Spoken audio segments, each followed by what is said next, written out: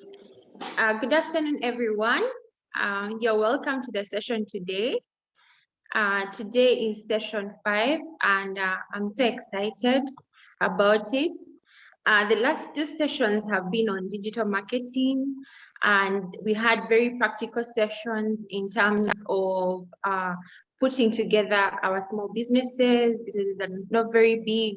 How do we use digital marketing in a way that is helpful to our businesses? And in a way when we're not spending so much money. We know at the beginning we don't have so much money to spend in our businesses, and we know that we are trying to look for applications that are going to give us the best outcome so that we can convert customers. And also we looked at choosing the channels that we should choose for our small businesses. Like for example, if I'm doing a hairdressing business, or I'm a catering company or a baking company, what are the best channels for me to use on social media? We also went deeper. We looked at the statistics for each in terms of usage in Uganda. We looked at male-female differences. What are the percentages? Which was quite insightful for all of us. Some of us thought being on maybe Instagram was better than being on Facebook and something like that. And we actually realized and we understood which social media channels in Uganda are very, very impactful for our small businesses. Now, to add on to that, it's very important for us to go into the world of customer experience. How do our customers experience us and our businesses, and what do we do? So in a world like today where, okay, digital tools are the same, like what Google has created, anyone can use, what can differentiate my business from the business of another person? And one of the key differentiators is usually customer experience. And it's also one of those things that can keep us in business for the longest. Recently, I had an interaction with an amazing lady, and I'm going to give an example. I hope she's going to be fine with it. She's called Alexandra. She has a company called Minuteman Deliveries, and she was delivering. I wanted her to deliver 1 or 2 packages for me. And honestly, it's a normal delivery service. Let's say like any other company that you know that does deliveries in Uganda. But the thing that makes me go back to Alexandra is her customer experience. It is her what you call your competitive advantage. What is it for your own business? We have small businesses, they may not be making the highest turnover, but as long as we have that competitive advantage, that is what is going to keep us in business. So Alexandra, customer experience is her competitive advantage. No one can beat Alexandra so far in my area in terms when I think about who can deliver for me a package, even if it's just one package. She'll ask you, where are you? Can I come where you are and pick it up for you? She doesn't even say, bring it to me and I deliver it to you. She will find you where you are, pick up the package and deliver the package. For me, her customer experience has been something interesting. And I also work for MTN Uganda, and customer experience is a very big part of what we do every day. I have seen it, I have experienced it in each and every way. And today, our customer experience is going to be our session 5, and I'm so excited about it. But before we start, we can go back to something called My Sister's Keeper. I will ask someone to read it for us. And maybe Grace Linda, please read it for us to be easiest. Okay. Thank you, Primera. I am my sister's keeper. I will build my sister up, encourage her, empower her, and pray for her. I have no reason to talk about her, tear her down, be jealous of her, or compete with her. I'm going to stand behind her into her destiny. I am my sister's keeper. Thank you so much. Thank you so much, Grace Linda. Then I'm going to go back to really what the Womenpreneurs Forum is all about. The Womenpreneurs Forum is really to support the G4G mentors who are mentors. Let me add the alumni, basically all the ladies that have gone through the 6 sessions at G4G.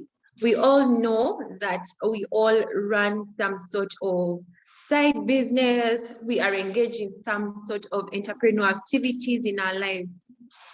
But within us, and what we have learned in the 6th session, it's so powerful that we are able to engage each other using those very principles, and we're able to transform our lives and our businesses.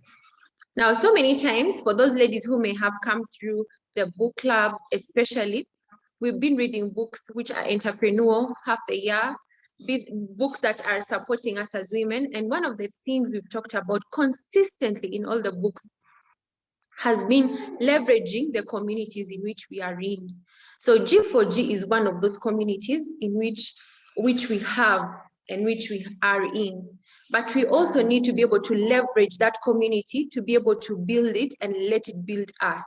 Okay, so this is what G4G, Womenpreneurs Forum, is all about. So you're welcome to the session today. If you're not part of it, you are welcome to be part of it. If you become a G4G mentor or alumni, you can have access to the platform. And we encourage ladies to sell their products, tell us what they're doing in terms of their own personal lives.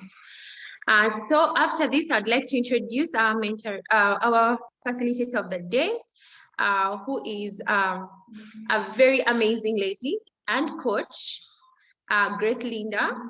I'm going to ask her to tell us a little bit of what she does. She is part of the G4G Womenpreneurs Forum.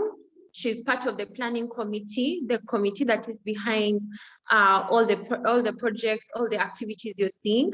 So I'm going to ask her to introduce herself before she introduces the speaker.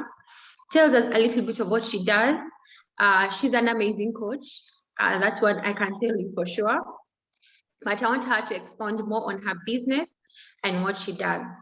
You're very welcome, Grace Linda. Thank you, Prim. It is hard when I can't see myself and what you're seeing, but anyway, I hope you guys are seeing me. I hope you're hearing me. Today, logged in from, but me, I've been somewhere in the garden, in the middle of the garden. Yeah. Thank you for. You're welcome to the session.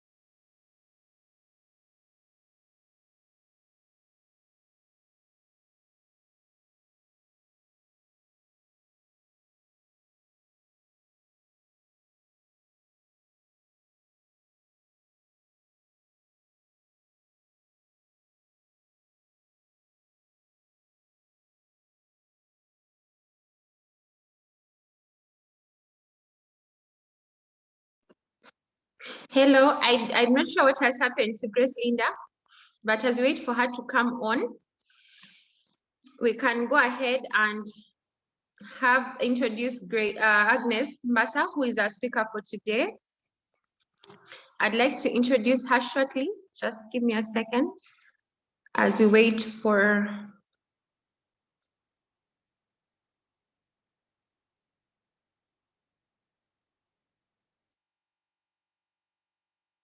So I'm going to introduce Agnes, who is our speaker of the day. And she is a customer experience professional with 13 years experience in the field of customer experience management. Her vision is to see more organizations embrace customer experience at the C-suite level because of the strong belief that the more customer-centric an organization is, the more successful and profitable it will be. Agnes currently works at NSSF Uganda and supervises as a supervisor of customer service quality assurance, and she also offers customer experience management and training consultancy services to organizations that seek to establish proactive, innovative, and transformative customer management processes and systems, therein enhancing the delivery of a branded, customized, and unique customer experience and customer-centric culture. You're very welcome. You're very welcome, Agnes.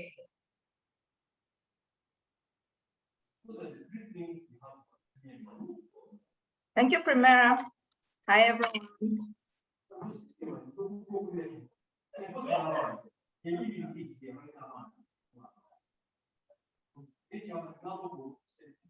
Primera, can you hear me? Yes, I can. You can go ahead. Yeah. So I can start, huh? Yes, you can. All right. I think Grace, I don't know what happened to Grace. Hi, everyone. This is how we greet in G4G. You're very welcome to this session. Thank you, Primera, for this opportunity to share my experience in customer experience. My experience in customer experience sounds funny, but I'd like to say that me being here and sharing with you about customer experience in a virtual world is a fruit of Girls for Girls. And when Grace comes back, she'll tell us a bit about Girls for Girls, where I've learned to do things afraid, to do things courageously. When Primera asked me to do this for the first time, I didn't first say, let me think about it. Because I know once I commit, then I can't jump out of it. I'll definitely just come and have to do it. So thank you, Primera, for the opportunity to share this. I don't know if I'm able to share my screen.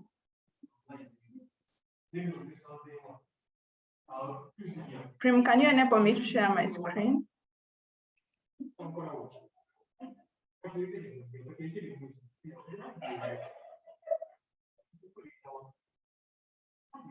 Okay. So today we're going to talk about something that I'm very passionate about. Like Primera said, I've worked in customer experience for over 13 years. And having worked with a multinational, I first worked in MTN, now I work in NSSF. So having worked for a multinational and now another big organization, and seeing how these organizations invest heavily in customer experience, I felt like I have something I can add to the other individual business entities in Uganda by sharing my experience through consultancy. So the other thing I do is that I do customer experience consultancy through a company called Garage 360. Because I feel like once organizations understand customer experience, they will have no limits, yeah? The more customer-centric an organization is, the more it will definitely grow. I'm trying to share my screen. I don't know why I cannot see it.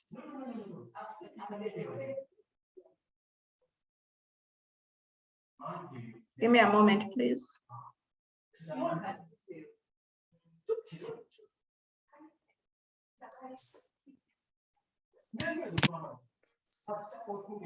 Agnes? Yes, please. Okay, I'm Grace, back. we lost you.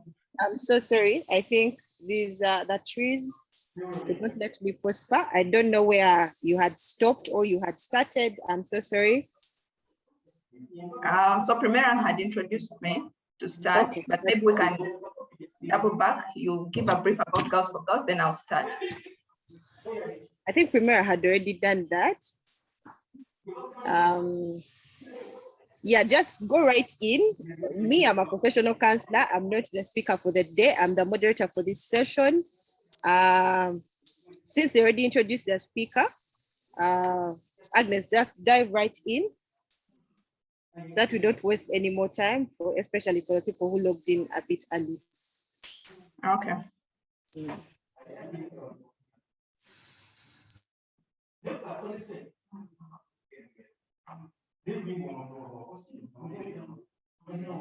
All right, can you see my screen now? Yes, we can. Okay.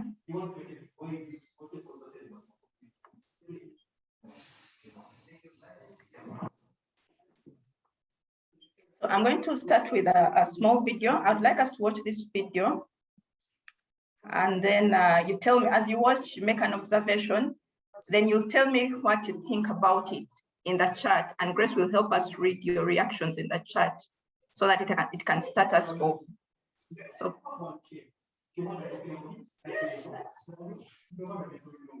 Just observe the change in numbers and the graph. So it's about the top 10 best global brands ranking from the year 2000 to 2020.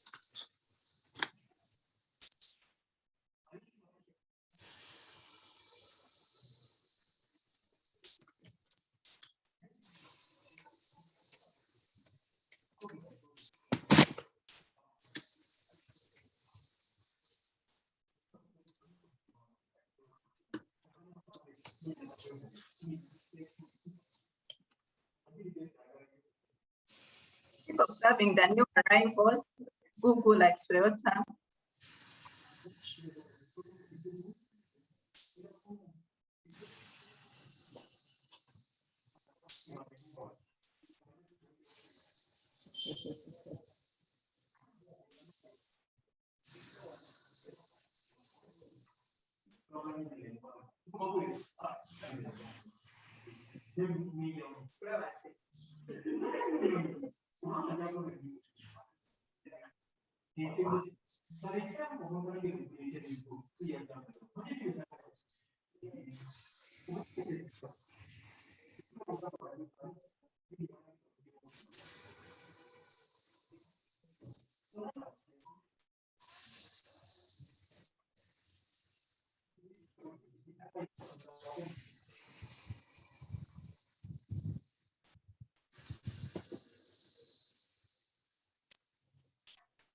This is what's happening.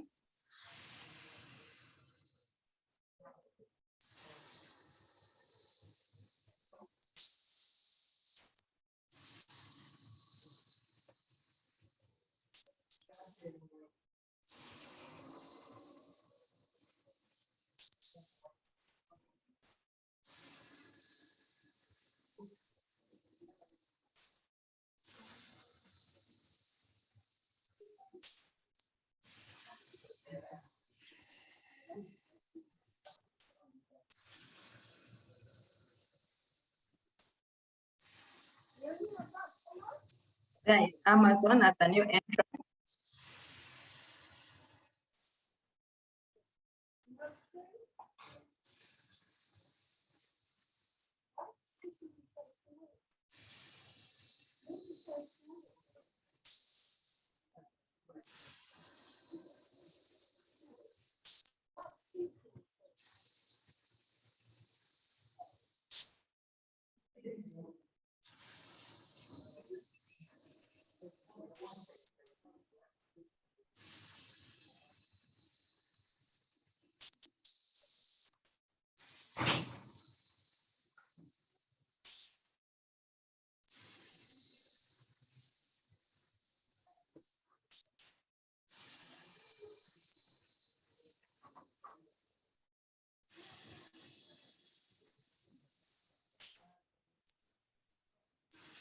Okay, that's the end of the video.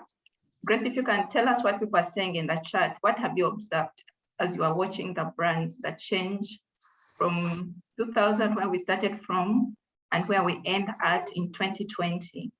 And when you go to YouTube, you will find another one which goes up to 2021 if you search for the top 10 brands in the world.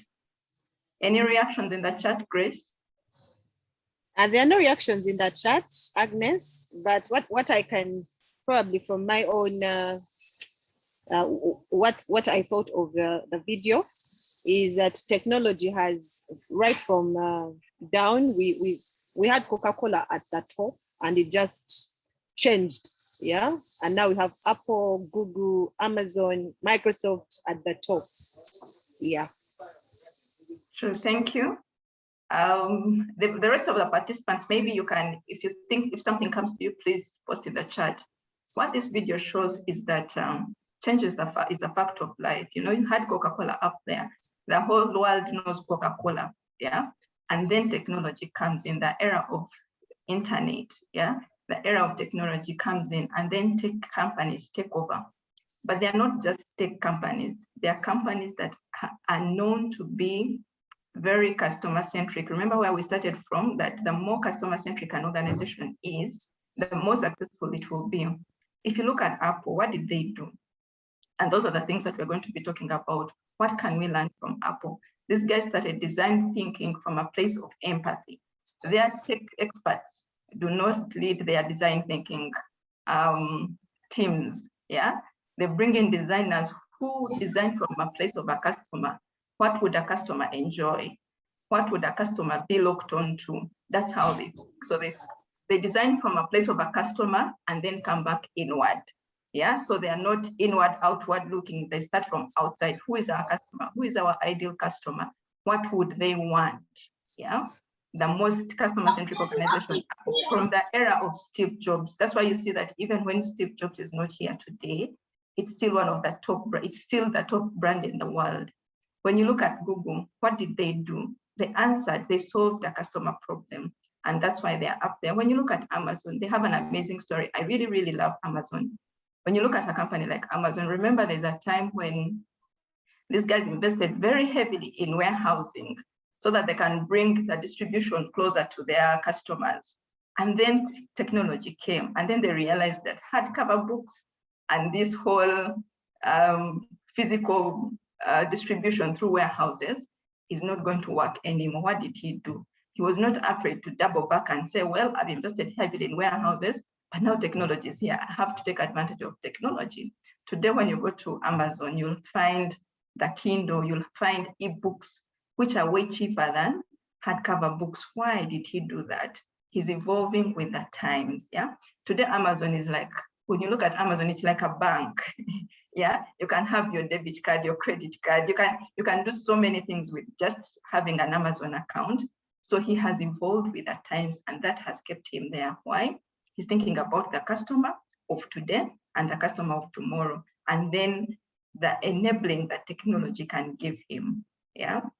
So those are the things that we are going to talk about as we discuss today. I see some reactions. Yes, okay, Grace. Some reactions in the chat. Blender said, as the needs of the population change, the brands also are impacted. Then 6 out of 10 are tech companies. And then Apple has really captured their customers.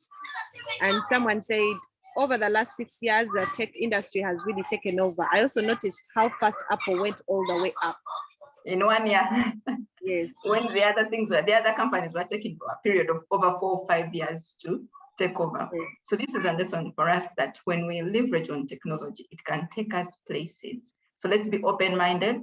And also, as we discuss through this, my hope is that, you know, most of us start business as that side business to just give me extra income.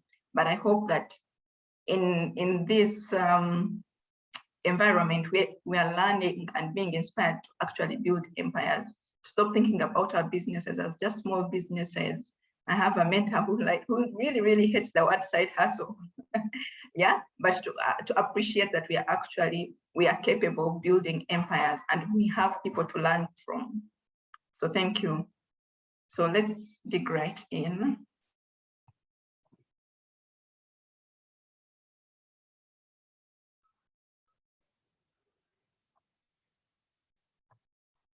Okay, so today we look at 3 key things. We'll try to understand what when you hear the word customer service, some people still say customer service, customer experience, customer centricity. What does it really mean? So we'll go through that. Then we will try to understand our customer journeys, mapping customer journeys. Why? because it's the only way we will know how to engage in a virtual world. What's the journey of my customer and where is it relevant for me to actually engage them? And then we'll look at building a customer-centric business in the digital era. I like this quote by Benjamin Franklin, which says that change is the only constant in life. One's ability to adapt to those changes will determine your success in life. So one's ability to adapt to the changes in the environment today, to the virtual world that we are dealing with today, will determine how successful our businesses will be. So let's just go back to understand how big change has been in the world over. Some of you who are my age mates, you remember the era of the steam engine. I'm sure today, if I ask my children about the steam engine era, they have no clue. I don't even think they should be teaching this in school anymore. Yeah, and then the assembly line. You remember when now the industries and factories in the Western world were learning to process things in their processing industries, in their manufacturing industries, they introduced assembly lines to ease production, yeah, and that took them places. And then after that, an amazing era came, the computing or internet nuclear energy era. That is in the 1969s and the 2010s. So to think that the computing era, unfortunately, Africa is always behind, yeah? The computing era came in the 1969s, okay, 1970s, 1980s. But most of us for example, in Uganda, the first time I saw a computer, I must have been in senior 6. And it was just one car room with probably like 10 computers and very highly coveted. So they would take you there to learn how to switch on a computer, to probably open a Word document, and then you would never have access to even practice until I joined campus. And then I was able to have more access to computers, but how? Through an internet cafe. You had to go to an internet cafe to send an email, to receive mail, you know, those things that we used to do. But today, when you go to campus, you'll find almost all the students have, maybe 50% of the students at campus today have a laptop in Uganda. So that goes to show that change is a fact of life, and we have to adapt with it if we need to grow. And today we are in the era of the 4th industrial revolution, and this speaks to the virtual environment that we are dealing with. And what opportunities does this 4th industrial revolution bring to us as business owners? Yeah, we've seen things like augmented reality. If I don't remember which store was it in the US during the lockdown, where they were even allowing people to try on clothes before they can actually buy them, but virtually. Can you imagine? That's how far technology has gone. And then I can only order for what fits me. So no business of ordering, then it comes to my home and then it doesn't fit me anymore. And then I have to return and all those costs involved. Yeah. Ida, could there be a problem? I see your hand is raised. Post in the chat, please.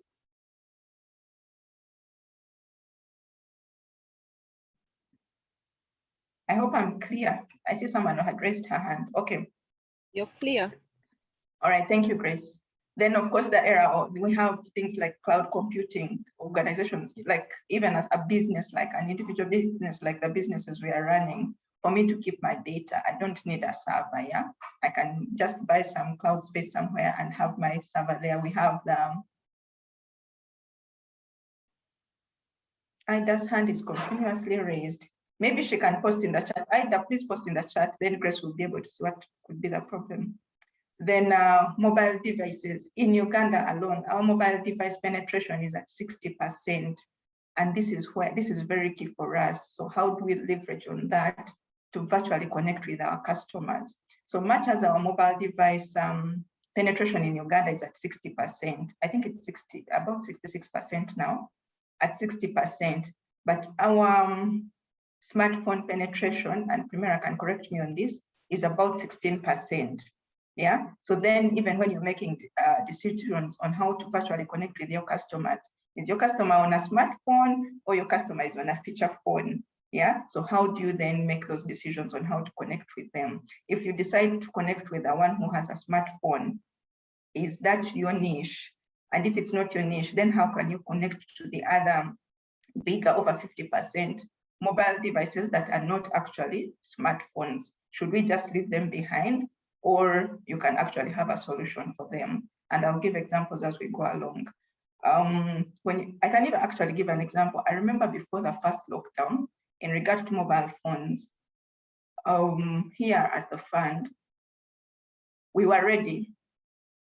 We were so prepared for the lockdown, but we didn't know that it would benefit us that way. We have a USSD solution, which we had totally improved and removed limitations like asking for a PIN number, but using Internet of Things, machine learning, systems are able to speak to themselves behind and then give a customer solution on just a USSD platform. But what was the limitation?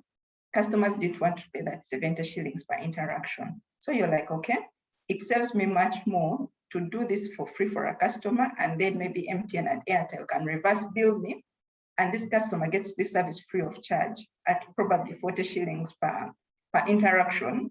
Do you know what that means for me? Then we will not have need for many warm bodies to serve these customers. So this is what happens when we go into lockdown.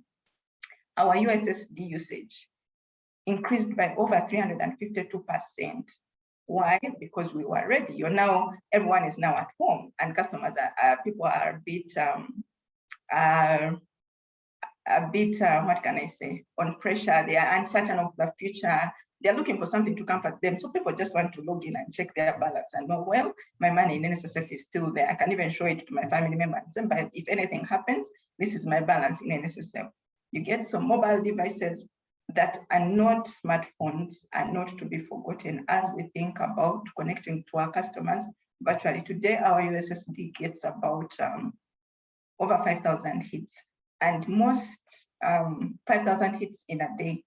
So I feel like this is a place that most, I don't want to call them small businesses. I don't like calling businesses small businesses, yeah, because we are growing them into empires that most individual businesses have not tapped into. So we are all on Facebook, we are all on WhatsApp, posting statuses, but how about those people that have feature phones and are actually our potential customers, depending on what we are actually dealing with? When you look at Internet of Things, how can we use technology to allow customers to access us without me having to wake up every day and I'm posting something? How can I schedule my posts? How can I do all those things? And the good thing, John spoke to some of these things earlier when we met. Yeah, location detection technologies. Can I know where my customers are? How can I tap into that? Yeah, advanced human interfaces. Those are things like eye detector. Like, what do they call them? Like if I'm in a business where I need to identify my people, where I need to identify members that come to me, how do I do it? Yeah, there's that technology. Authentication and fraud detection, 3D printing. I saw someone downtown who has a 3D printer. Amazing. You can just go there and print things for your kids and they're amazed. Smart sensors, big data analytics. There's a lot of information that is now available to us.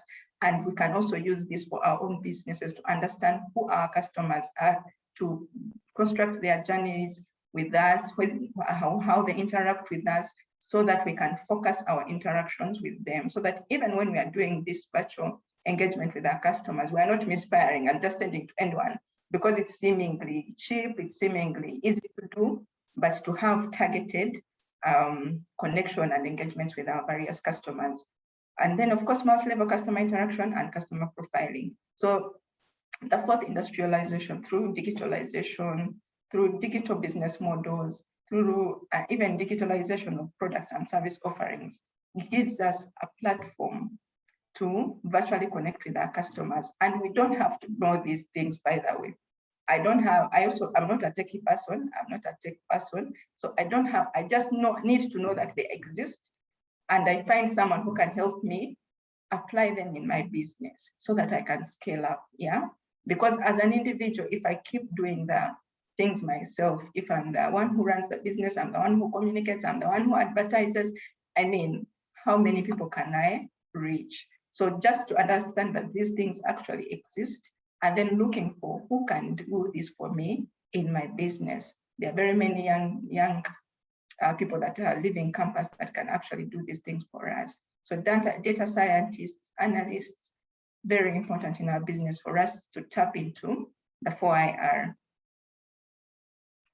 So this was just to help us understand how change has been happening over the years. So tomorrow we can wake up and there's something even bigger before we even utilize this which we have today. So to always know that things are changing. So how then do we move our business? How do we understand our customers through these different stages that the world is continuously going through? So when you think about still trying to understand what customer experience is and how things have changed over the years, in the 1980s, 1990s, the focus was product focused, yeah? How many orders does a business get? How do I ensure that the orders are on time? How do I get deals with like distribution centers, with manufacturers, yeah? If you read, I think an amazing book that I read that speaks about this very well is the book by the guy who owns Nike. He's called Phil Knight, Shoe Dog, yeah? Like that was the thing. In the 1980s, 1990s, that's how empires were built. They were focusing on products, orders, and deals. And then in the era, in the 2000s, customer service comes in. I have bought your product, but what did customer service mean? I buy your product, I reach home, I can't use it, have someone who I can call to tell me that this is how you're supposed to do it, yeah?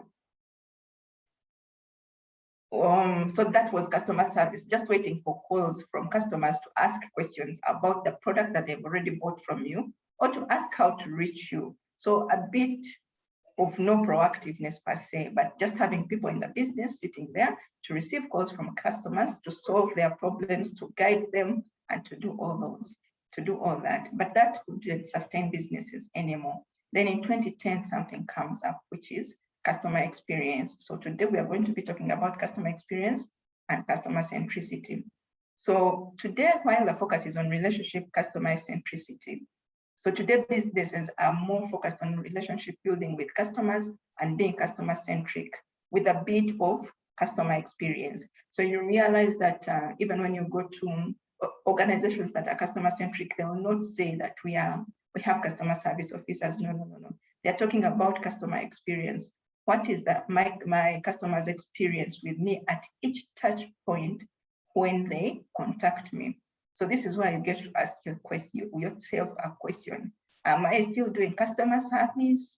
Am I thinking in the area of customer experience, or am I actually customer centric? And we're going to look at this in depth. So this is just to show that over the years, change continues to happen. And you see, in these years which I put there, it was intentional for me to look for the 10-year gap. You see, there is a 10-year gap between each status of what businesses are focusing on. So today we are in 2020. So what happens in 2030? Will we be ready for it? Are we even giving what we should be giving? Are we doing what we should be doing in the 2020 era? So today is 2020, yeah?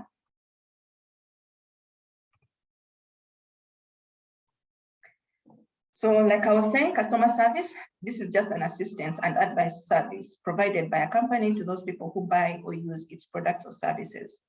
I feel some of us are still here in customer service. On the other hand, I implore us to move to customer experience. It's the sum of all experiences a customer has with a supplier of goods or services over the duration of their relationship with that supplier.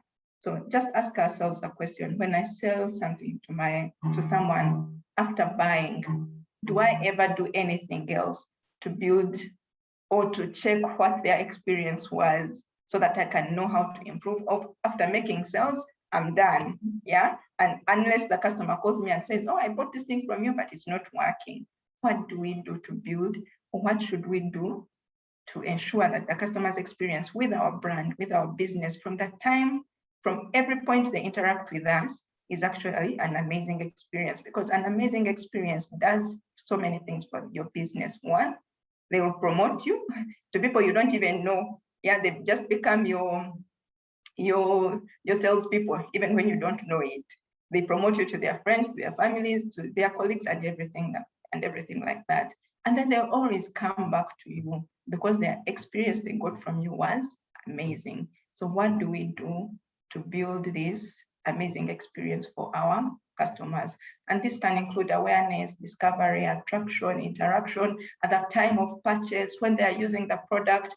So basically, experience is from the first time they hear about you and their journey with you. You remember the customer journey maps we are going to talk about, until the point they leave you. Yeah, if it's a kind of business where they actually do not have to stay with you, but they actually leave, or they become your advocates. Then when you look at customer centricity, what this means is that you put the customer focus at the heart of everything you do in order to achieve customer satisfaction and loyalty.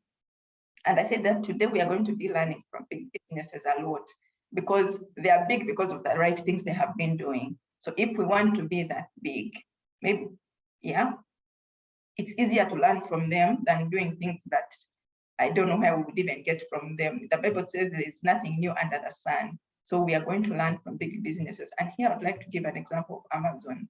I was reading a business review which says that when Jeff Bezos has a board meeting, imagine this is one of the richest men in the world. In that boardroom, he leaves an empty chair and tells his board members that, you see this empty chair? This is my customer. This is our customer. So everything you're discussing, discuss as if the customer is hearing you. So if we ask ourselves that question, when we are making decisions for our business, what kind of decisions are we making? I remember some time back, one of my people told me a story about, for example, if I have a boutique, when I'm deciding about where I sell clothes to corporate ladies, when I'm deciding the price, what informs my price? Yeah, am I the kind that is thinking, these corporates, they can't go downtown, so I can go downtown, pick a dress at 10K and take it to them at 30K. With that exploitative mind, is that the mind that you're using to build your business? Or you're actually thinking, another business will think that, these corporate people, they actually don't have time to go downtown. So I can get for them nice clothes, put them in a place that is easily accessible, or be able to deliver to them.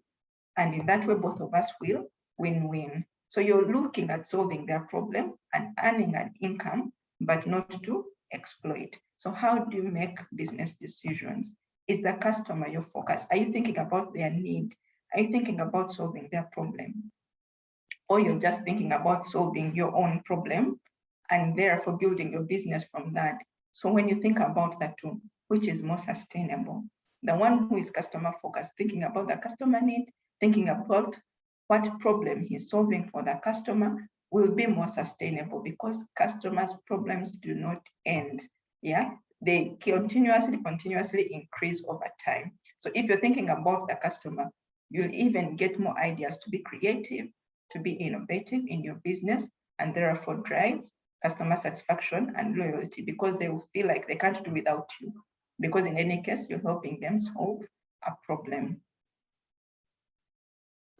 So I want us to look at certain customer centricity terms when we talk about customer centricity, which is where most businesses are or ought to be in this era of 2020. What does it really mean? Yeah, so I wrote us a brief description here to say it's the ability to get and stay ahead by giving long-term value to and getting long-term value from customers in a way that it makes it difficult for others to catch up. So the big challenge is, how do I do this? By starting from a place of empathy. So my first job, I was working in a call center. And one of the things that really stuck to my mind is they used to teach us to be empathetic to customers. But at that point, empathy meant, they used to tell us empathy is putting yourself in the customer's shoes. So at that point, that is very many years ago, like 13 years ago, at that point, empathy for me felt like it meant saying sorry to a customer. So we would even have certain statements of, it's quite unfortunate that you're going through that, sometimes even when you mean it or when you don't mean it, but because you know it's what is required. But here as business owners, what does empathy mean? It means understanding your customers so well that you know where they are at and what they actually need, or the problem that they are trying to solve, so that in your design thinking, you start from that place. Yeah, so that you're not bringing to a customer a product that they don't actually need. But that way, when you start from what their need is, what the problem they are trying to solve is, then you'll definitely bring a customer which they will latch, you'll definitely bring a service or a product that they will latch on, and you'll have them with you. So you will get long-term value from them because they are with you for a long time, and you're also giving them long-term value. I'll give an example of one of the businesses I see here. I see Daphne's here. Daphne sells juice and fruits. So what informs her of who to market to or what kind of juice to make? She'll probably look at Aggie and say, Aggie's problem is that she likes living a health lifestyle. So if I'm going to sell to Aggie, I'll not just bring any juice or just tell her, hey, Aggie, I have juice, it's 10K a liter and blah, blah, blah. No, she'll say Aggie's concern is lifestyle, health lifestyle. So she'll think of what health juices does Aggie need? She probably needs green juices once a month for detoxing. I'm just giving examples. She'll probably need this kind of juices for vitamins and all that to keep her body young, because she's probably at this point, please don't judge me. At this point, she's looking for probably anti-aging elements because of the age at which she is in. You know, that's how she definitely should then think about me as a potential customer. So that when she comes to me, she's telling me, oh, by the way, Aggie, there's this juice combination I have. We are running a challenge for 1 week to detox. I will latch on to her, and every time I'm thinking about detoxing, I'll call Daphne, you get, because she has thought about my need and my problem at that point. Or she will know that, oh, by the way, I have this group of people at this age, they are looking at anti-aging things, yeah, because they are blocking 40. So when she comes to me, she'll be telling us, she'll probably create a group for us or wherever she finds us, and she's telling us, there is this combination that has anti-aging elements. You need to take maybe this, and this amount, you know, and we'll latch on to her because I will know maybe I don't have to buy expensive products, expensive anti-aging products. That is more healthy, is natural, and everything, and to give me these things. So then I'll go to her. So that's how customer centricity works, to think about your customers, the current and the potential. And then you ask yourself, what is their need? What problem are they trying to solve at this point? So that even in your packaging of your product or your service, you're solving that problem. You're approaching them from that point. Yeah, and they'll never know how it happened, but it's just because you've taken time to actually think about them. So we look at key definitions in customer service. What does customer lock-on mean? That help us get to be customer-centric as businesses. Customer lock-on is when you've met your customer's need so well that they voluntarily want you as their sole or main choice permanently. So that if I'm thinking warmth for my kids, I'm thinking about Knitwit because of the experience I've had with Knitwit, because of the problem Knitwit has helped me solve. So if I come from the Southwest, from the farthest district in the Southwest in Kisoro. So that if I'm going to Kisoro and I'm going with my nephews or friends or anyone's children, and I'm looking for warm things, because of the experience I had with Knitwit, like it immediately comes to my mind. And she doesn't even have to advertise to me, but I have her number saved and she's the person I call. That's how you get customer lock-on, because of the experience you've given your customers.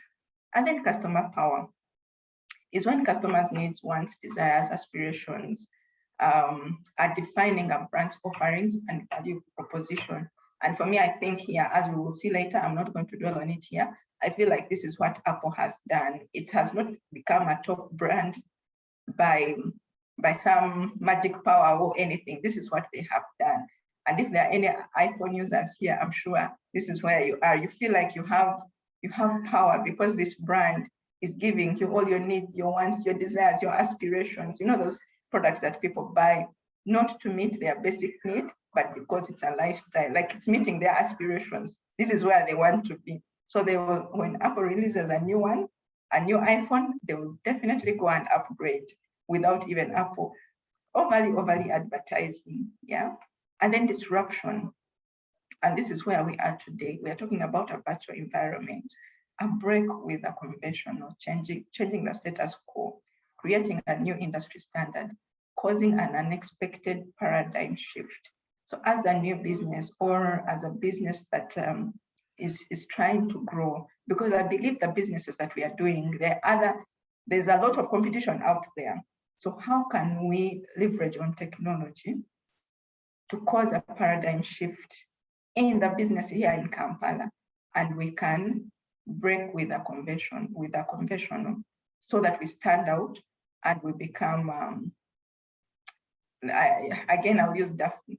If I look at Daphne's business and I look at Delau's has been here like forever.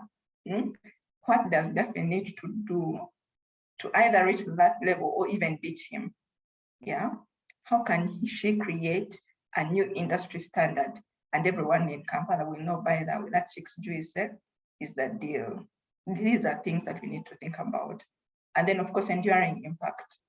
Yeah, to think about our businesses as multi-generational. This is where I started from, to say that I hope that the classes we are having will kind of help us stop thinking about our businesses as this thing that gives me side income. I'm guilty. That's how I started Garage 360, to say I need extra income to meet my desires and aspirations. Yeah. So how do I then ensure that I deal with my customers in a way that, and also build my business in a way that it becomes multi-generational? There's something that has been going around. I think it was written by Ian Ortega, talking about businesses like Fido Dido. Like, remember when Fido Dido was the thing? Remember how you guys can remind me of the other things that have disappeared. Remember when Garden City was the place to be? Yeah. So what happened to these businesses? They just didn't become customer centric. At that point, we were probably making money, and that became the thing. I sell ice cream, I make money, but I'm not thinking about this customer whose needs are continuously changing, whose needs are continuously increasing, so that I can change with the times. Maybe what Fido Dido needed to do was to rebrand and probably go to a better location where these young kids used to come to, will still come to, you get it? But then now it's obsolete. Yeah. So that's not something that we want for our businesses. And the customer is our biggest asset that we have to ensure that our businesses are durable, our businesses are multi-generational, yeah? So that even our children will continue running our businesses. So for us to start thinking about our businesses like that it's not ending with Agnes, it's not just ending with Grace, yeah, but I'm actually building an empire that even my children can take over when I'm not here. So it's not ending with Doreen, it's not ending with you, Elizabeth, but what do I need to do in terms of customer experience to ensure that my business lasts the test of time? Because we've seen other organizations do it. So even us, our businesses can actually do that. And who is our biggest asset? The customer. So we need to put this customer at the center of everything that we do, at the center of our systems, at the center of our processes, at the center of our creativity and innovation, and refuse to do things in the normal way, especially now that we are learning these things. So that's what customer centricity helps a business do. It helps you create customer power. It helps you disrupt the business environment so that you stand out. Yeah, it helps you get customer lock-on so that customers will voluntarily want you. Yeah, like the moment they have interacted with you once, twice, they will voluntarily keep coming back to you. And that even reduces your advertising costs and everything. Yeah, and then it creates enduring impact so that you're able to build multi-generational businesses. That's how important the customer is. So we are going to ask ourselves, when you think about your business and what we are talking about, do you know your customers? Have you taken time to actually understand your customers? And we can get a quick 1 or 2 chats. like 2 responses or 3? Anyone feels you really, really know your customers? Agnes, maybe I can try to answer that. Yes. My customers are, I think with every season comes different customers. Yeah. So I have learned to accommodate all customers as they come. So when COVID hit, of course, there's a bit of stress. So the people who are stressed were my customers. That was 2020. And then 2021, the second wave hit. Then, of course, now I have more of, yes, people who are stressed, and now people who are maybe exhibiting anxiety and depression, and then maybe post-COVID stress disorder, which is basically post-traumatic stress disorder. So those are my customers mainly. Yes, I think I know a bit about my customer. Thank you. Thank you, Grace, for sharing. All right. Okay, so let's talk about customers. How do we then get to know our customers? I see someone has posted in the chat. Let me read it. Yes, my customers are busy, career, family-centric people, and also people looking for healthy choice options, health lifestyles. Yes, she has added lifestyle to her business. Well done, Daphne. Thank you for sharing.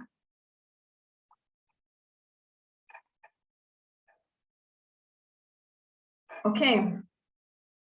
So who is your customer? And today I want to talk about 2 types of customers, and then we'll get to talk about, focus on the external customer. So each business has the external customer and the internal customer. So then the external customer is the one who uses our product, the one who comes to us and actually buys our service or our product, or the one who influences the sale of a product or service. And these customers fall in 3 categories. There's the current, there's the prospective, and the lost customer. I want to ask Grace about her lost customer. But I also understand that the business is a bit different from someone who is selling a real physical product. Yeah. So we have, and studies are now showing that your current customer is like your biggest marketing asset, and we'll talk about that in detail a bit later. So instead of focusing on that perspective, instead of focusing on that new customer who might come in tomorrow, even if you just first concentrated on your current customer, yeah, and satisfying this current customer and ensuring that they get the best experience from you, that they don't feel neglected, you know what? They become your marketing asset. They become your from today. I'm sure most of us, before you buy something online, you know what we do? We go to the reviews section. Even if you want to go to like a hotel for a meal, some people like me, you go to the reviews and start reading. Then what are people saying about this thing? Especially if it's the first time you're going there. And a bad review can actually make you change your mind and you say, I will not go to this place, let me go here. Or I'll not buy from this place, let me go the other side. So what amount of focus are we giving our current customer? Or are we the kind of people who are thinking that, this one is already with me, so now let me go and look for the next customer, you know? And then your lost customer. And after here, maybe we can go and look into our, if we have any bookkeeping that we do. If we don't have, let's start. Do we have a customer that bought from us once and they never came back? Have we ever bothered to find out why they didn't come back, especially if you're in the business that sells products or services that people ideally should be coming back because they need it every month or every week or every year or depending, yeah? So these are the 3 categories that we need to think about. The current being our main focus as a business, because we have them. You remember what they used to tell us in school, that a bird in the hand is better than 2 in the bush, yeah? And I feel like that's what Apple is trying to do. You know, Apple has recently, they put out a product. They call it, I don't remember what they were calling it, one-to-one program, yeah? Which they were selling at, was it $99 in the US, where they say that one-to-one product, that one-to-one program, they have personalized, individualized instructions for a year.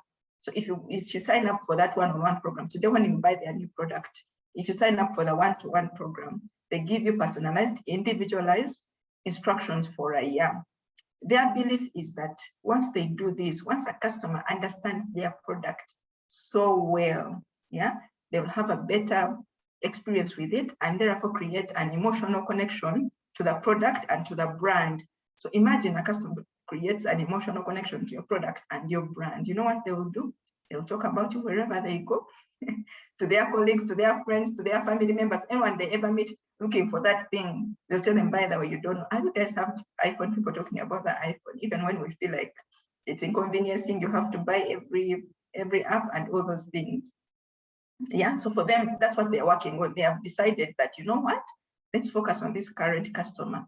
Give them this program for 1 year. Then they will understand Apple so well that they will emotionally connect to it and they'll never ever think about a Samsung. Yeah, so this is, if people, this is a top brand thinking like that. So how much more should we be thinking about emotionally connecting with our current customer so that they can become our advocates, so that they can become our ambassadors, and much more so that they can continue to come back and buy from us. Yeah, so that we don't have to keep spending more looking for a new customer. And then let's just also go back and look at our lost customers. Even if they don't come back, is there a way we can get feedback from them and get to know why they actually didn't come back?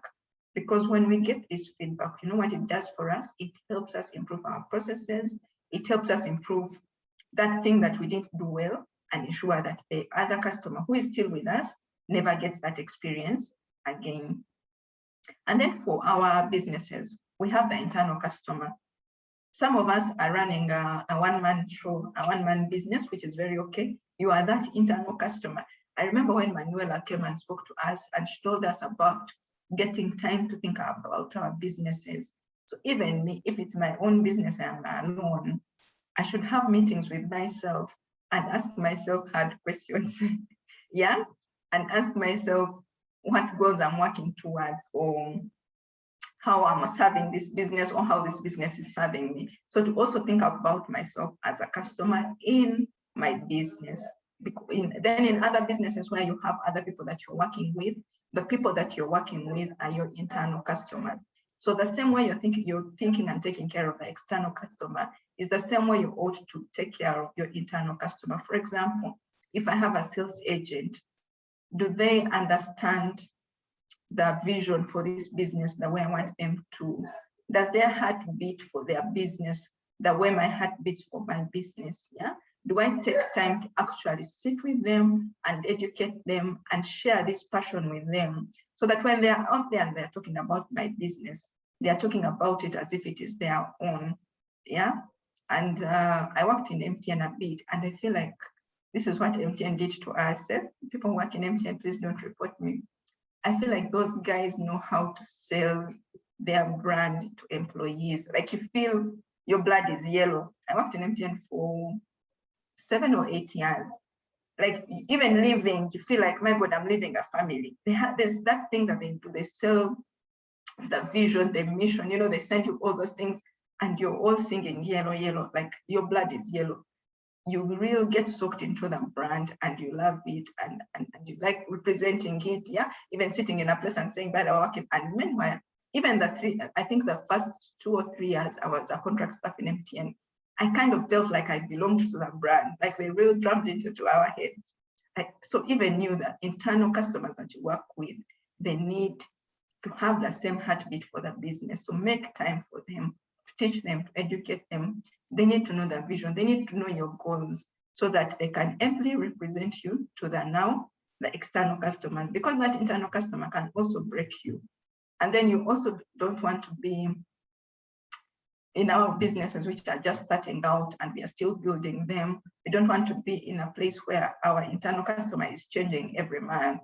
Today I have a sales agent, tomorrow they have left, then the other day I have another one. Yes, sometimes maybe because they've got better opportunities, which is okay, but let it not be because they have not bought into your vision. They have not bought into your business vision and mission and goals and everything. And some of us fear to share these things because we probably feel like, if I tell this chap all these things, they might steal my idea and go. But then if you don't train, where did I hear this thing? I don't know if it was about the John Maxwell training or Worship Harvest, one of the places where they were saying that some of us don't want to train the people who work for us because we fear that when we train them, they will leave. So what if you don't train them and they stay? Like who is at a loss? It's you who they are working for.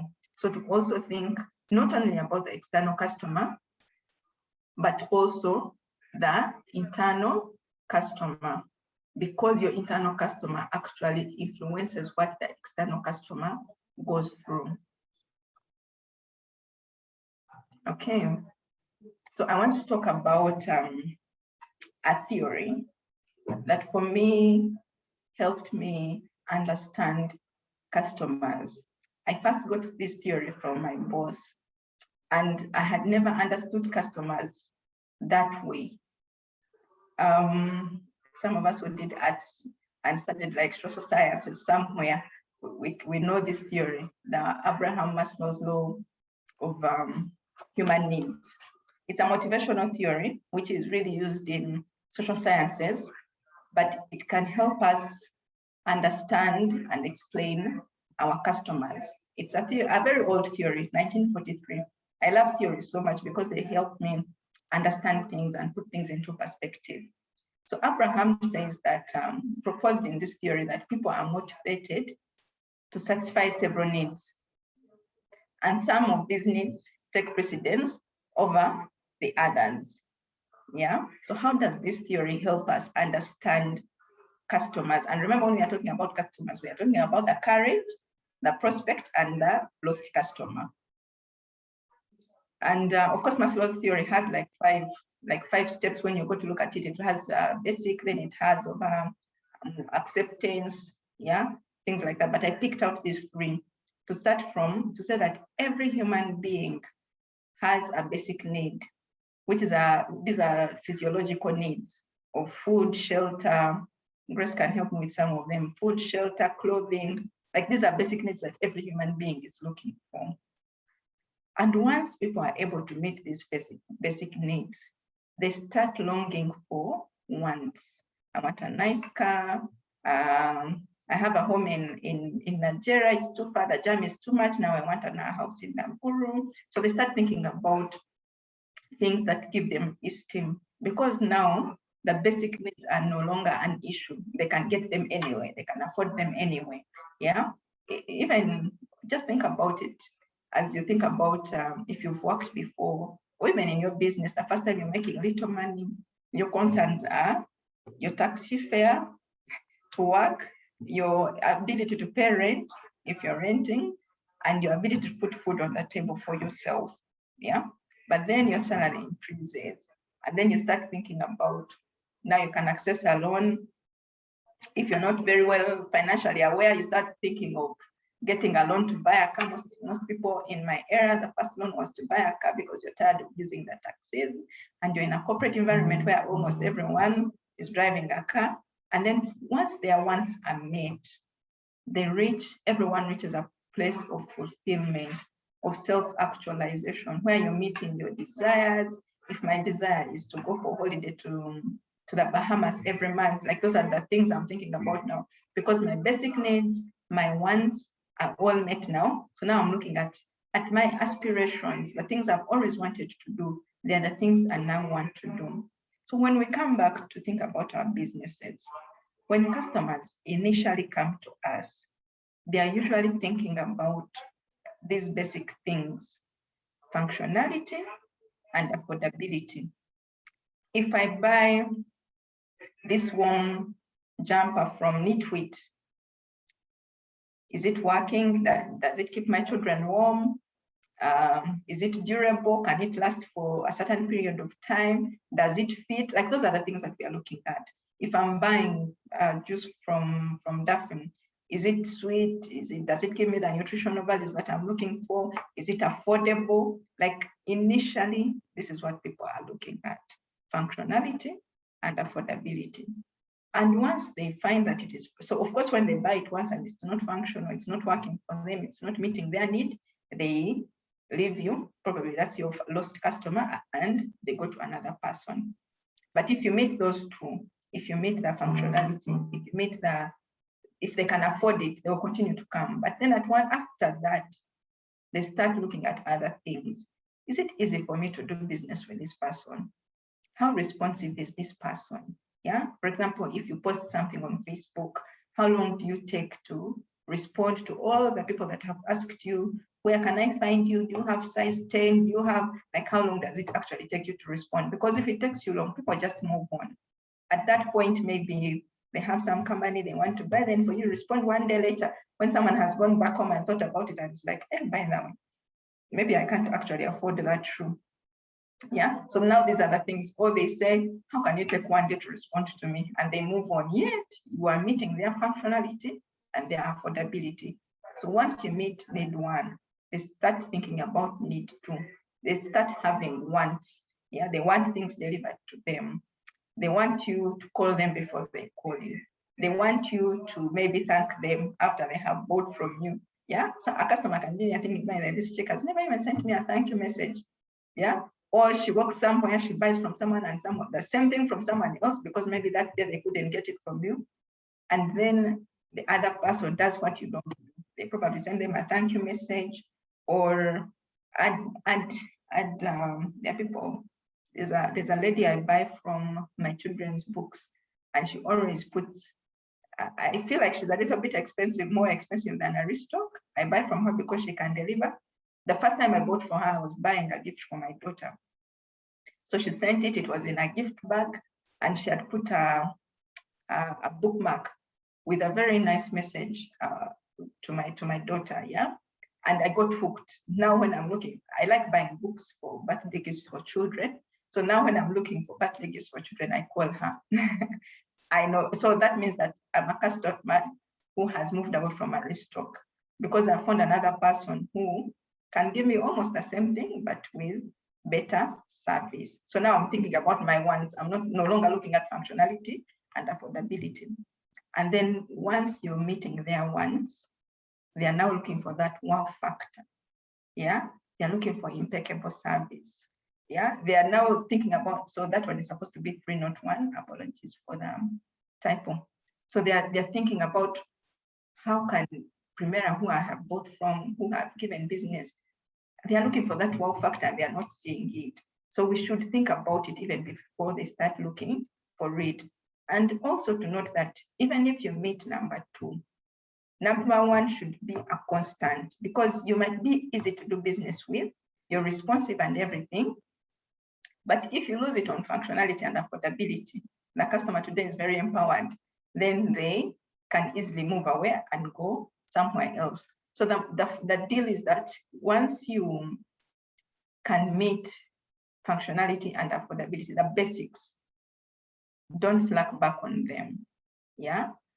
But rather have processes and systems that ensure that the basic needs of your customers are always met, and that gives you liberty to go into now the wants and the desires of your customers. So that is very, very key. So you don't lose track on number 1 at all, because it is the first thing that actually brings customers to you. Yeah, they must always be satisfied with level 1, with that basic need, the reason why they come to your businesses. So the question that you need to now ask yourself is, how can your business use this to redefine your long-term offerings? Yeah, you can use this theory to build a framework for customer experience in your business, to say that maybe if a customer comes and buys something from me, this is my after-sales service. I'll send them a thank you note or something, or I'll ensure that customer can easily reach me by separating my business line from my personal line. You know, I found that very, very important for me, because sometimes your personal line, sometimes you're tired and someone calls you, you don't know whether this one is a customer or it's not that some people should not answer them well, but it's very important. I think it helps to differentiate your business line from your personal line, because then you know that your business line, this is my business. Yeah. So how do I respond to customers who are calling me on my business line? Or do I give my business line available times so that customers know that I'm available from 8 to maybe my business is available to respond from 8 a.m. to 5 p.m. And then that becomes your business line. And you put systems in it to show that if customers try to reach you after 5 p.m., you kind of have a system that tells them that you're now closed for business, but you'll respond in the morning, and you can actually come and find those missed calls in the morning and you call them back, and your customers will get used to it. But when it is your personal line, then it is your business line. Then a customer is calling you at 11 p.m. You don't have a process or a system that notifies them that your business is closed, but you respond in the morning. You get it? So those are a few things that we can borrow to build a customer experience framework within our businesses. I'll ask Grace to read for us some reactions in the chat as we take a breather so that I can continue. Okay. Thank you so much for the presentation. I guess people are silent because they're taking notes. But yeah, Debbie said, spot on, take care of the internal customers, and in turn, they'll take care of the external customer. And then Daphne said, interesting, the analysis along Maslow's hierarchy of needs. Yeah. If there's anyone who feels like commenting on something or even asking a question during this time, feel free to ask. You could raise your hand or you could just unmute and speak.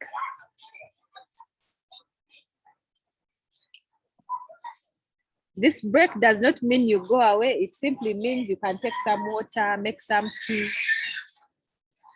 and ask a question.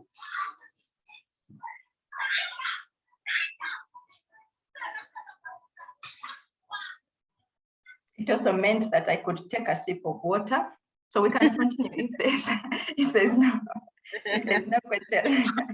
Yeah. Or comment. But I encourage people to make it a bit interactive so that I can know if we are working together.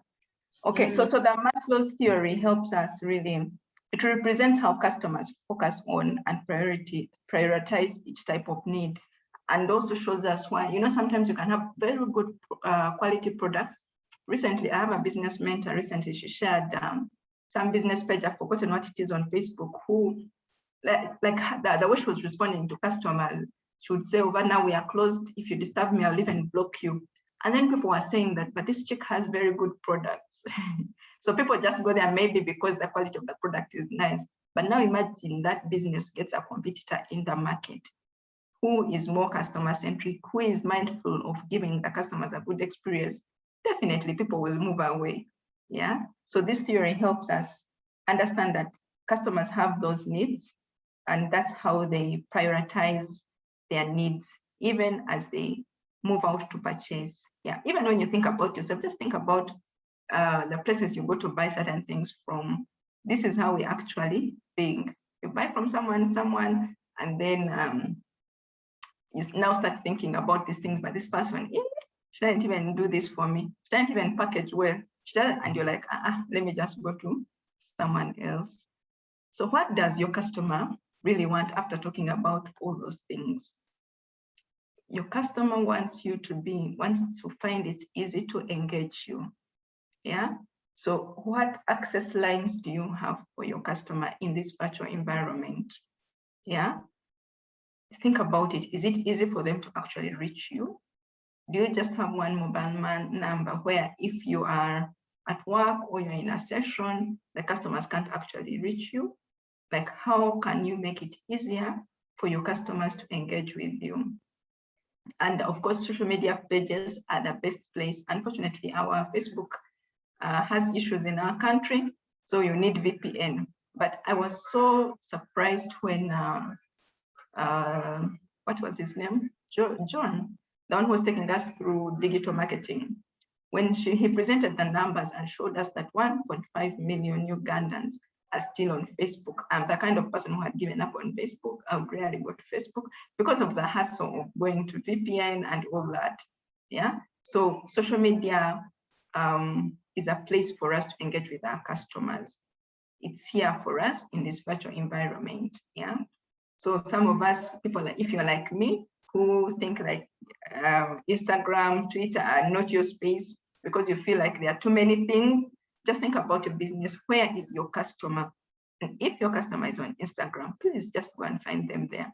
Again, like I said, you don't have to do it yourself. There are very many young people who we can work with to do these things for us, but not to say, me, I'm not an Instagram person, but you're here selling designer clothes and designer shoes, and the people are there on Instagram. Or I'm not a Twitter person, and you have a consultancy. I'm not a LinkedIn person.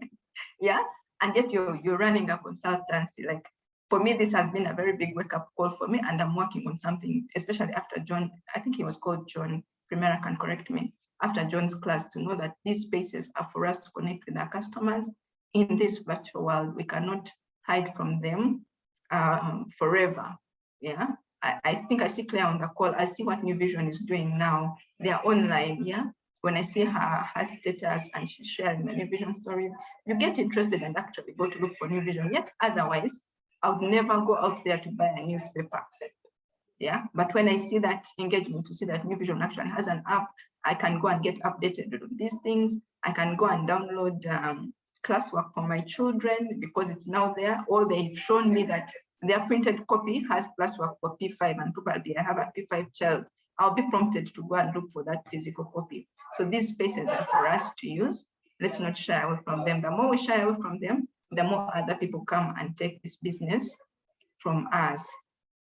Yeah, when you look at again, I put these numbers here for us to always remember that the mobile phone reach in Uganda is 60%. When you look at a business like Safaricom, it leverages on the mobile reach in Kenya.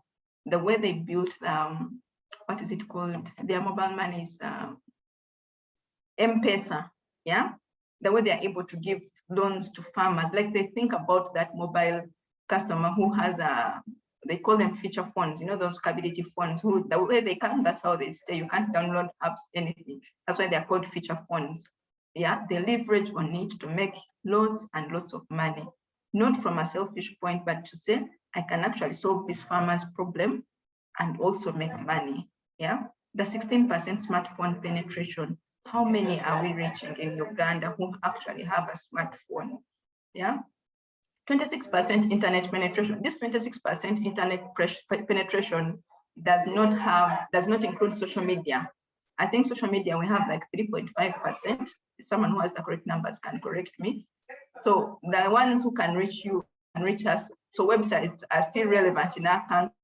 When you go to places like the US, they are saying websites are not as relevant as they used to be, but here they are, because while we have 16% smartphone penetration, we have 26% internet penetration. So where are your customers?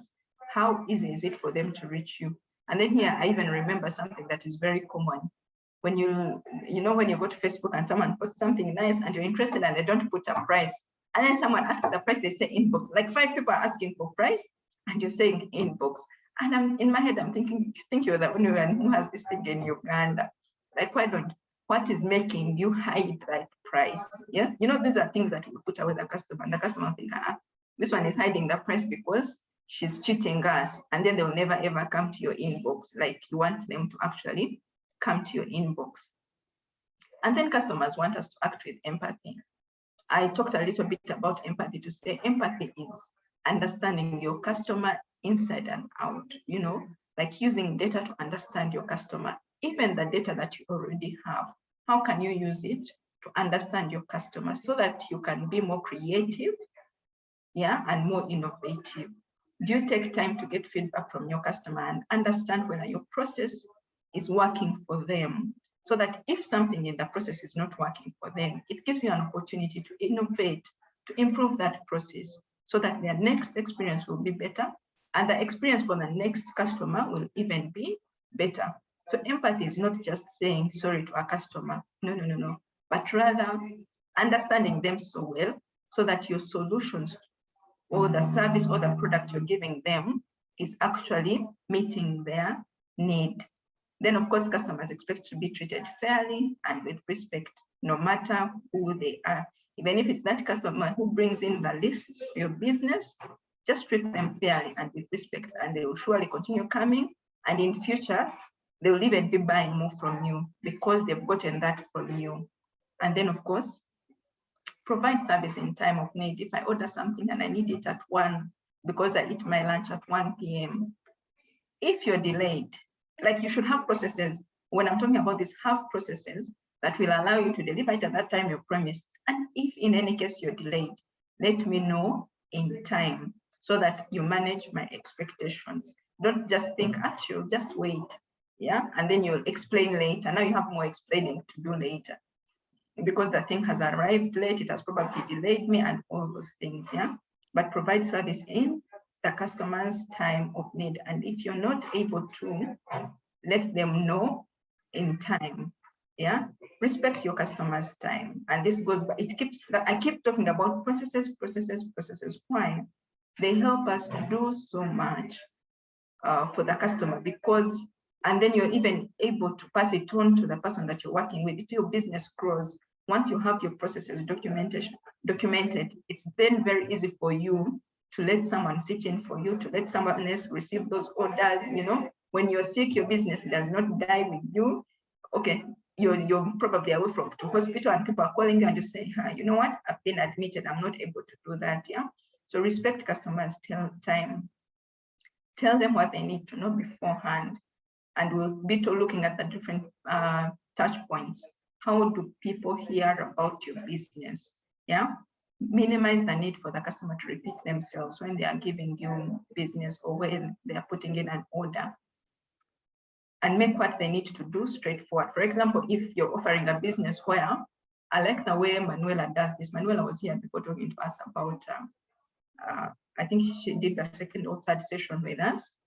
And I like the way she does her thing. Like if you want to reach her, she has links. She sends you to Flutterwave. And then when you go to Flutterwave, you'll find that if you want to meet her, or if you want to have an online meeting, it's you pay this amount of money. Like it's very clear. If you want a physical meeting, this is, you know, so then you get to know straightforward that, by the way, to meet this person, this is what I need to do.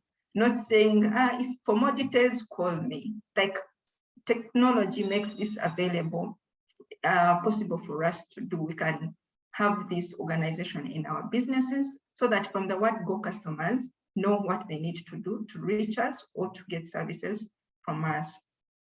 It's a bit similar to explain what to expect.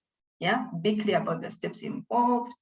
Contact me when I need to know something. If your customer needs to know that you're delayed on a delivery, or that the product has gotten a damage because of how it was handled, maybe at the airport or something, let them know if they need to know. Let them not open the package and get surprised, yeah, because you're desperate to make a sale. Let the customers know what the outcomes could be. This is especially for the service industry. And then resolve a situation. If a customer calls you and they've had a problem with, or a challenge with the way they were served, or your product, or you probably served food and people got food poisoning, I mean, just take responsibility and go back and resolve the situation. You cannot just will it away or just wish it away. No. Even if the customer goes to Facebook and blasts you, just be the business owner that will call this person, take accountability, and say, this is what I'm going to do to make up for that day. Even if they've already mad slang, is that correct? They've written about you all over social media, and you know, even your current customer is running away. Be that business that goes back to this person and says, you know what, I am sorry, this is what I'm going to do to kind of make up for that. You know, this very person can even go back to social media and even take down what they are posted without you asking, because you have taken responsibility to actually go and resolve the problem that happened in your service delivery. And then very important, engage the community. Listen to the community to understand their needs. Please do. One of the things I do for businesses is feedback surveys, like get to hear from your customers. If you have an opportunity where you can get feedback from people who are not even your customers, but they are your potential customers, please listen to them. Get to do the surveys. We have so many opportunities now. Google Forms, Microsoft Forms. Google Forms, I think they are the easiest. It's free. I mean, we use internet all the time, and you can send a link to your network of customers. Ask them a few questions. They give you feedback. When it comes, analyze it, Don't take things personal. This is business again. And then go back to that place of empathy, because now I understand the customer. This is what I'm saying. Don't be in the kind of business that says, but now what can I do about it? There's nothing I can do about it. This is how I work. You know, the customer said, like when a customer can tell you something that is very sensitive, that is a customer you should even latch on.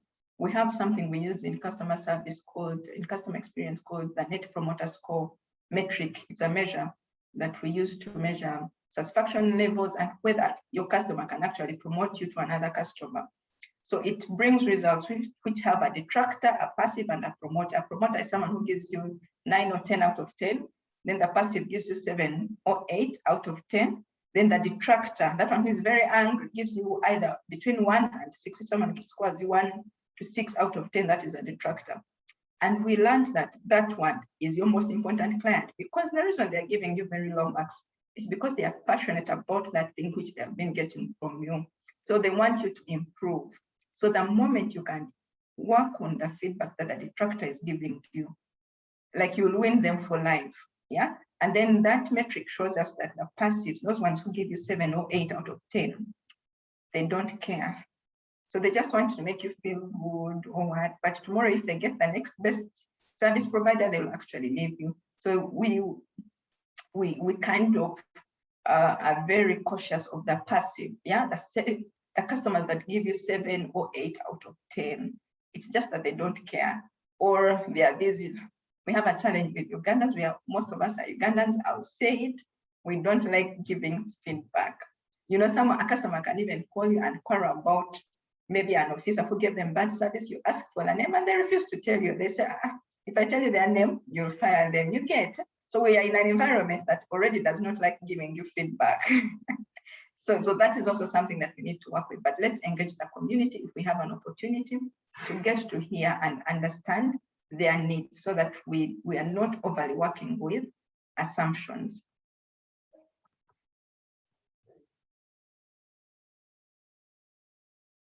Okay. There's something I also want to talk about. It's called moment of truth. This is the first thing I learned as a call center advisor very many years ago, that every time I interact with a customer, at that point it was me, the individual, that every time I interact with a customer, at that point, it's an opportunity to form an impression. Yeah, so a moment of truth is anytime a customer comes into contact with any aspect of a business, however remote that aspect is, and has an opportunity to form an impression.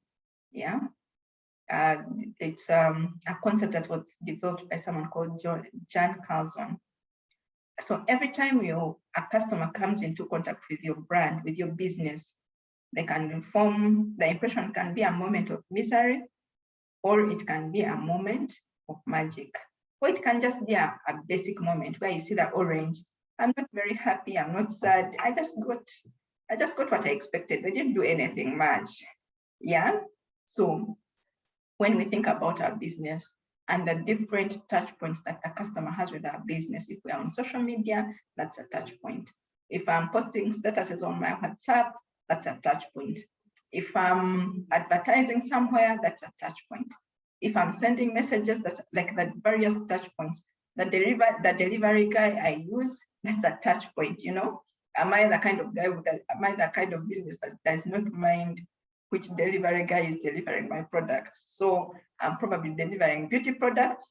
I call a border off the street, and this border is very dirty, shabby, and everything. And they go to a person who has probably high levels of OCD, and they're thinking, but now what kind of beauty person is selling beauty products can send me such a border? You know, a small thing like this, however remote that touch point is, a customer forms an impression about your business and they're like, this is not the place I should be buying beauty products. Or you have a salon, yeah?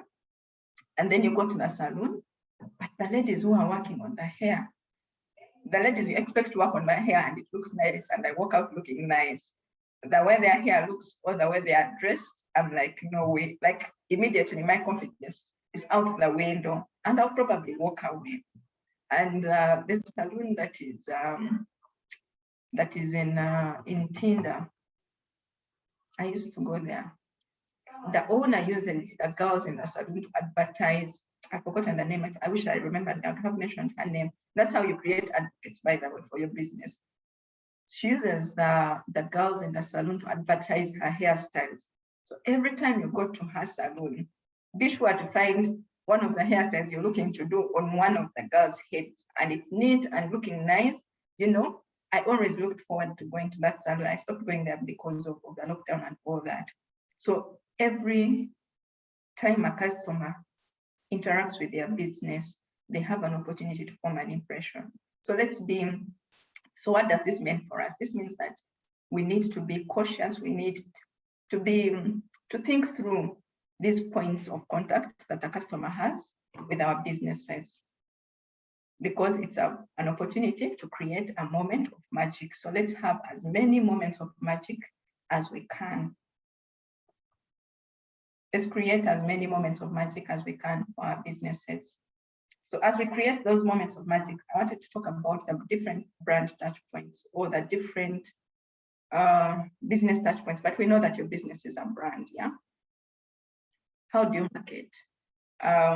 Of course, we might say that our businesses are still growing. We don't have PR, but we have PR because the way I communicate, that's my PR for my business. I don't have a PR if I'm doing it for me, but I'm doing it for myself. What kind of, when you talk about displays, your, what do they call them? Your brochures, all the things that you're using to advertise, your promos, the person who is when people are doing word of mouth from you for your business. If you're sending an email, your social media platforms, very, very big deal. And you see, word of mouth, social media, email, I put them in bigger circles because we are now talking about the virtual world. Yeah, who is talking about your business? What are they saying about your business? It takes us back to the customer experience bit. If I have had a moment of magic with you, I'll tell someone. But then there's something else about customer service, which is very shocking, that the person who is angry about your business or who is unhappy, it's actually a statistic. You can Google it. I don't know the numbers offhand, but if I can try to remember, a person who has a very bad experience with your business will tell like 20 people, while a person who has a very good experience will tell about 5 people. Yeah. So what the moments of magic you create, yeah, will reduce the moments of misery that you create, and therefore very few people talking badly about your business. You want the people that are talking about your business to say cool things, nice things, and therefore get you business through referrals, through reviews. We talked about reviews, yeah? And then now when they hear about you, so there's when they hear about you before they buy, then they gain interest, then they come and purchase. Where do they find you to purchase? How do they buy from you?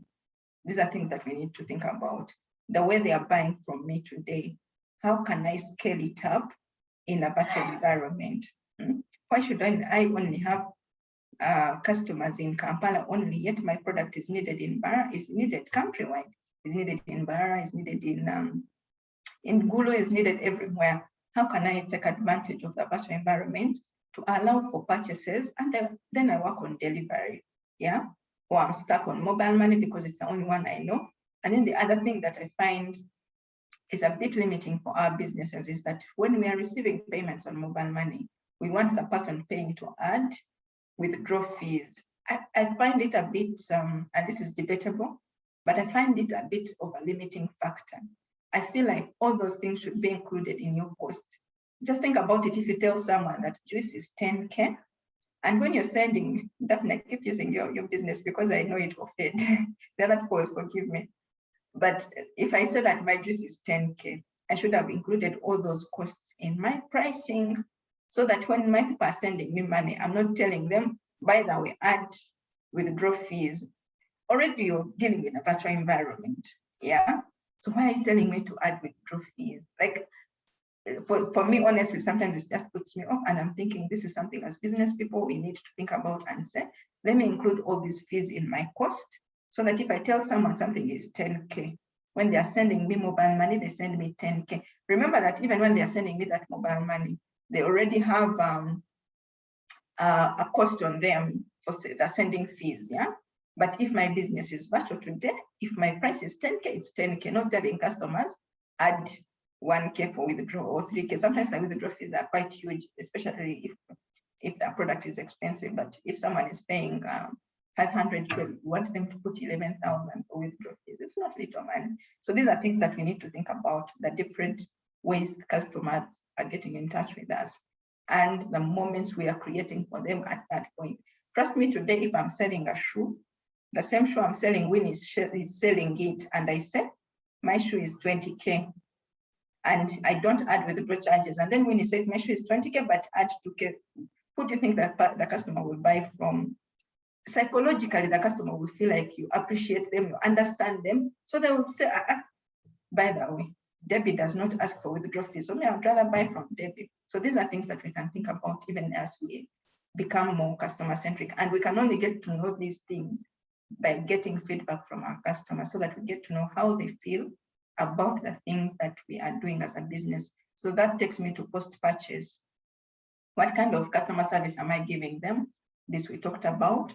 Do I have any place where they find information about my business? Where do they find information about my business? Do I have a website? Maybe if I don't have a website, how else can I make my customers know about my other aspects of my business, especially when they have already bought from me? Yeah, you'll find that most businesses are asking if you're online, they ask you if it's okay for you to subscribe so that they can always send you newsletters. So for you in your business, after the customer has already bought from you, what more can you do so that they continue to be in your vicinity, so that they are locked on, so that they continue to see the other offerings that you actually have, so that they can actually, you don't lose them, so that you don't have a lost customer because they don't have a way of keeping in touch with you after they have purchased from you. So I'm going to rush through. I see we've used a lot of time, but I'm going to take us through the customer journey now. And then after that, we'll look at how to build a centric culture. So what's a customer journey? Like I talked about these things a bit when we were talking. It's just a complete sum of experiences that customers go through when interacting with your business and brand. Sometimes when a customer contacts us to buy something, I want us to reflect. Do you ever think about how they heard about you or how they developed interest in saying, today, let me call Grace? Sometimes maybe not. Sometimes we are just excited that a customer has come through and now I have a business. Yeah. So to remind us that before a customer comes to buy, there's a certain place where they got an awareness about your business, about what you're offering. And after that awareness, they've developed interest. So if it's just happening for you in a haphazard manner, can we go back and ask ourselves, where do we want customers to hear about us for the first time? Like, where do we want them to find this information about our business? If it's from a former customer, then I'm going to make sure that the experience I give this customer is so good that they will easily refer me to another person. Where do we want our customers to get information about our business?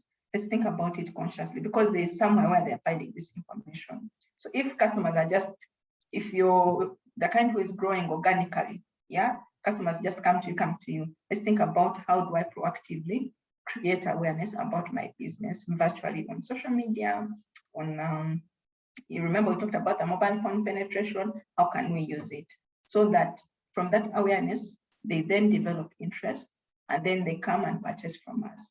So when they are purchasing from us, or if I can use the example I used, if a customer on Facebook asks you for price and you say inbox, do you know how many people have gained interest? Let's think about our experiences. Sometimes you're scrolling through Facebook, you see something, you like it. You even go to the comments to see if the person put a price. If you reach the comments and they keep saying inbox, you lose interest. So you are aware, you gained interest, but the business person made you lose interest and you didn't reach the point of purchase. But then we are lucky that some of the customers then reach the point of purchase and they come to purchase from us.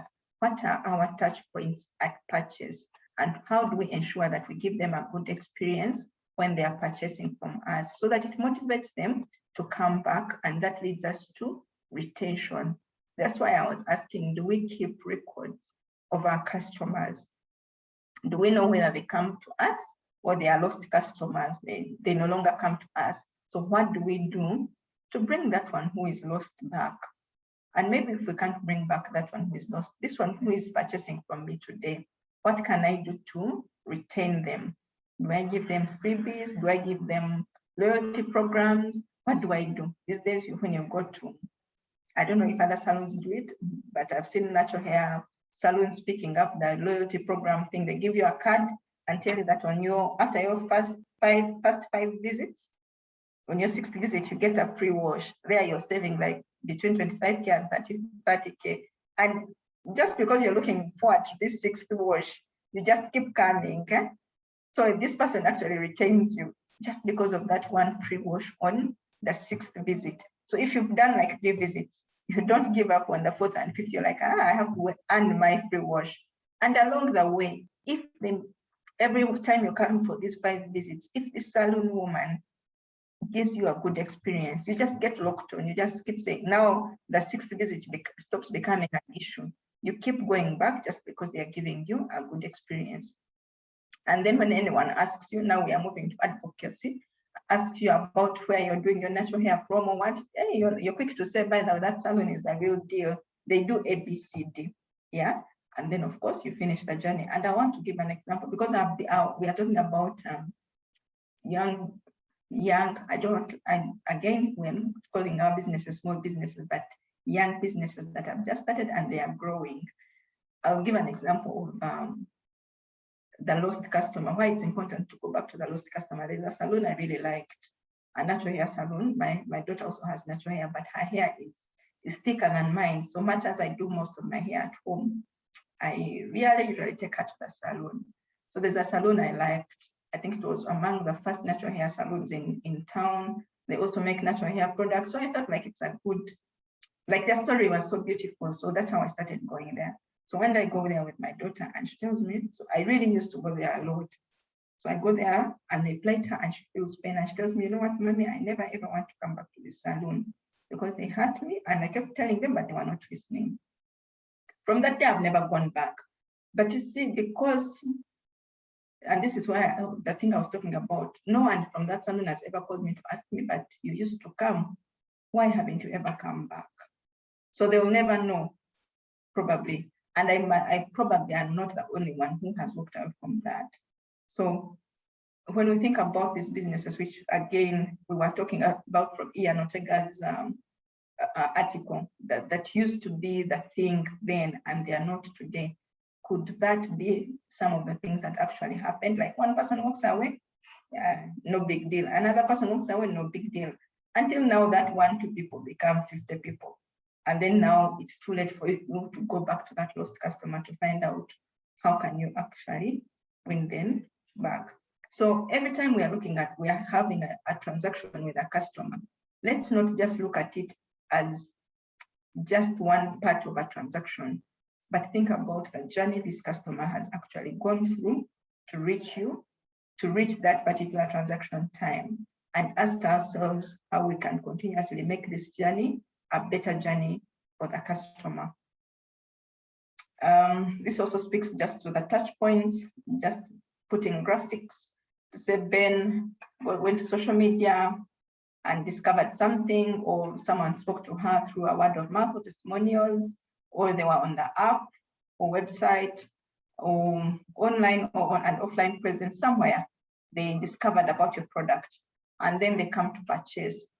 Because we are now talking about the virtual environment, what virtual solutions have you put for your customers to easily purchase from you?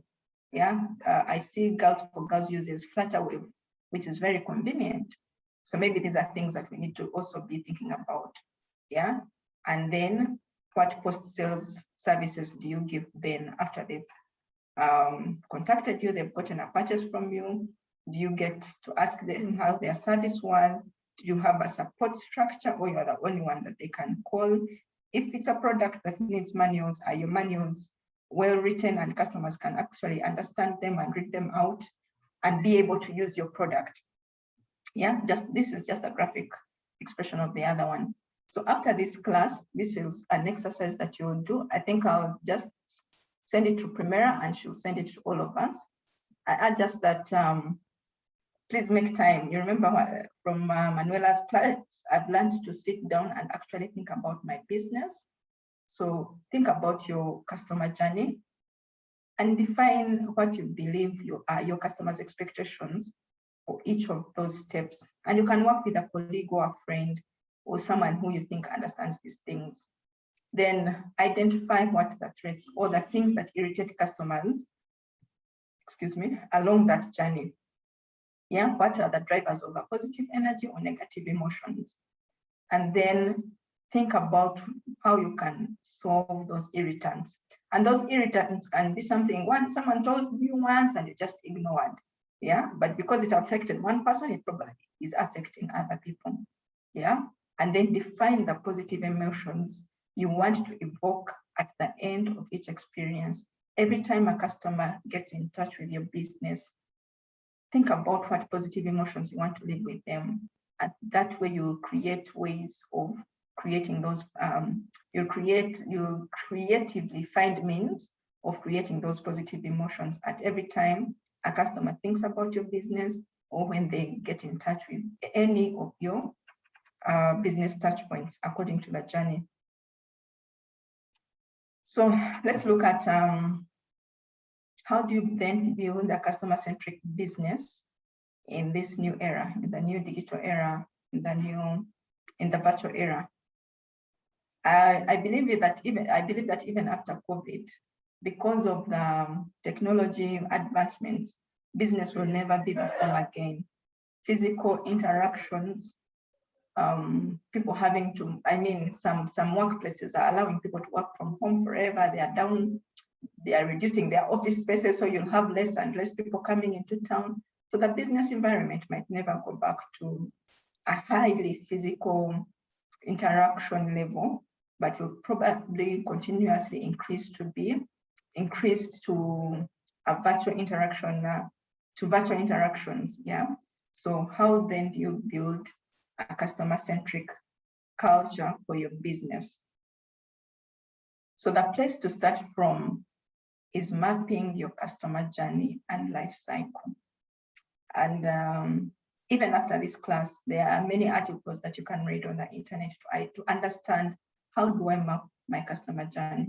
Of course, for me to map my customer's journey, I need to understand who they are, where they are, what their needs are, and what their problems that they are trying to solve are. So here I'll use Grace's example. So while Grace might think that when she serves her customer in a certain period, maybe it's a high pressure period because it's lockdown and we are all at home. And she might, so at that point as a counselor, she might think that these customers are there because of this period. But maybe if she takes time to actually map these customers and understand who they really are and the things they are struggling with, they can actually be a customer for life with progressive sessions or with periodic sessions throughout the year and build that relationship with them. But how do you identify that? By building or mapping their journey and understanding their life cycle. The second thing is to refine your operating model to enable customer centricity. So what do I mean here? This takes me back to processes, yeah, to say that now that I understand my customer journey and I know how I want to create positive emotions for my customers at each and every touch point, I need to have processes in place to ensure that this actually happens. If it means setting an automatic message, you see like how companies send us birthday messages, like you're there, you've been back with StanChat for a long time and they send you, I see people posting them as their status. That means it makes them feel valued and important. But do you know how such a business is able to do it? They just automate it. They just have a way of, and some businesses are naturally lucky because they have these, they have this data by nature of their businesses, customers come and register and put their date of birth and month and everything. So the guy knows that I can, you remember when we started from 4IR, I can use Internet of Things for my data to speak to different machines, different systems. And my birthday is 7th January. Every 7th of January, we send this chick a message and wish her a happy birthday, and this customer will feel like we really care. Yeah. So how do we create those processes in our business? How do we create a process whereby when orders coming to me, I'm able to consistently deliver on time? What processes do I need in place so that I can have consistency in customer experience? If I have two shops, for example, I have a shop in town and maybe another one in Tinder, the only way I can be consistent in giving the same experience to the person who comes to town and the person who goes to my shop in Tinder is if I have processes and systems, so that even the people who are working for me know that for us at Garage 360, when a customer comes, we greet them. We say hello, we greet them with a smile and welcome them. You get it? So these are things you can even write down. Simple things, not to think about complex things. Simple things, for example, just knowing in your business that for us, every customer who comes to us is important, whether they are dirty, whether they are smart, like you make it a theme in your business. Yeah, that means that you'll be consistent in the way you deal with that customer. So think about the processes that you can put in your business to allow you to have consistent experiences for your customers wherever they reach you. If I'm posting on social media, my interaction on Facebook, if I'm on Facebook, Instagram, Twitter, but interactions should be consistent so that the customers who are experiencing me on those different channels are getting a consistent experience. Yeah. And then that means that if I shouldn't put myself on a platform where I know I cannot keep up. Yeah. And then of course, align technologies and processes to support and drive customer engagement. This one we talked about. Then engage the executives and leaders. So here, because these are our businesses that we are talking about. Yeah. As a business owner, who are my partners? If I have partners in my business, how do I, if I'm the one, for example, who is in this class today, and now I understand customer centricity and I want to do these things, how do I engage my partners? How do I engage the people I work with so that we can drive this culture together? It's not something you can do alone if you're more than one person in the business. And then again, if I'm alone, I meet with myself and decide that these are the things that I'm actually going to do. And then the other thing is to focus. Yeah, focus on your target. What is it that you're going to target to work on from today, for example? Yeah, you cannot work on many things at the same time. So for example, today, if you go and do that exercise of customer journey mapping, focus on incremental changes and quick wins. Why? Quick wins propel you, they kind of motivate you, they give you the energy to go on. Don't set for yourself complicated targets or complicated things that you're going to do, and then it takes you long to actually achieve them, and then you will lose morale along the way. So focus on incremental, quick wins so that they give you morale and the energy to go on and continuously improve to grow a customer-centric culture. So from today, just go back and think about these things that we have been talking about and ask yourself, what is the first thing I need to do? It can be as simple as saying that from today, every customer that buys from me, I'll automate a process to send them a thank you message. Something as simple as that. And then you get that out of the way. Or you say that from today, every customer that buys from me, I'll send them a Google form and ask them to give me feedback. As simple as that. So quick wins to kind of keep you motivated to move on, to even go to the bigger things. And then integrate your business unit cultures. And this is especially for businesses which have, for example, more than one touch point. The different touch points should be consistent in the message that you're sending out, in the experience that you're giving. So they need to be integrated. And then the other thing, transform culture top to bottom. So if I'm the business owner, it starts with me. I cannot go to my people and start telling them to do things which I cannot do. What they monkey see, monkey do. What they see me doing, if they see me smiling and welcoming a customer when they walk to me, it's the same thing that they are going to do. If I'm a kind of business owner who, I'll just give this drastic example, who backbites my customers with the people that I work with, what do you think they will do to their customers? They will not value them. They will not be willing to give them this experience that I'm talking about. So the transformation starts with us, the business owners. So in a virtual environment, what does this mean for us? For me to do these things that I want to, I cannot go and be customer-centric if I don't believe in it, because along the way, I'll just drop the ball. So this understanding of what a customer-centric culture is, of what value it brings to the business, I need to understand it and buy in before I even take it to my business, because without that, if I'm doing it just because I know it will bring me business, along the way, I'll just drop the ball. So the transformation starts with us, the business owners, and then it can trickle down as we grow the businesses and bring other people in. Then we are able to do even these virtual engagements with a genuine, happy, from a genuine, happy place, and it will be easy to continue rolling along the way. And then the other thing is measure, measure, measure. It's known that what you do not measure, you cannot improve, because you actually do not know what is happening. So most of us in our businesses, and we can think about it, maybe you can even post in the chat, what are you measuring? We are probably tracking revenue. Yeah.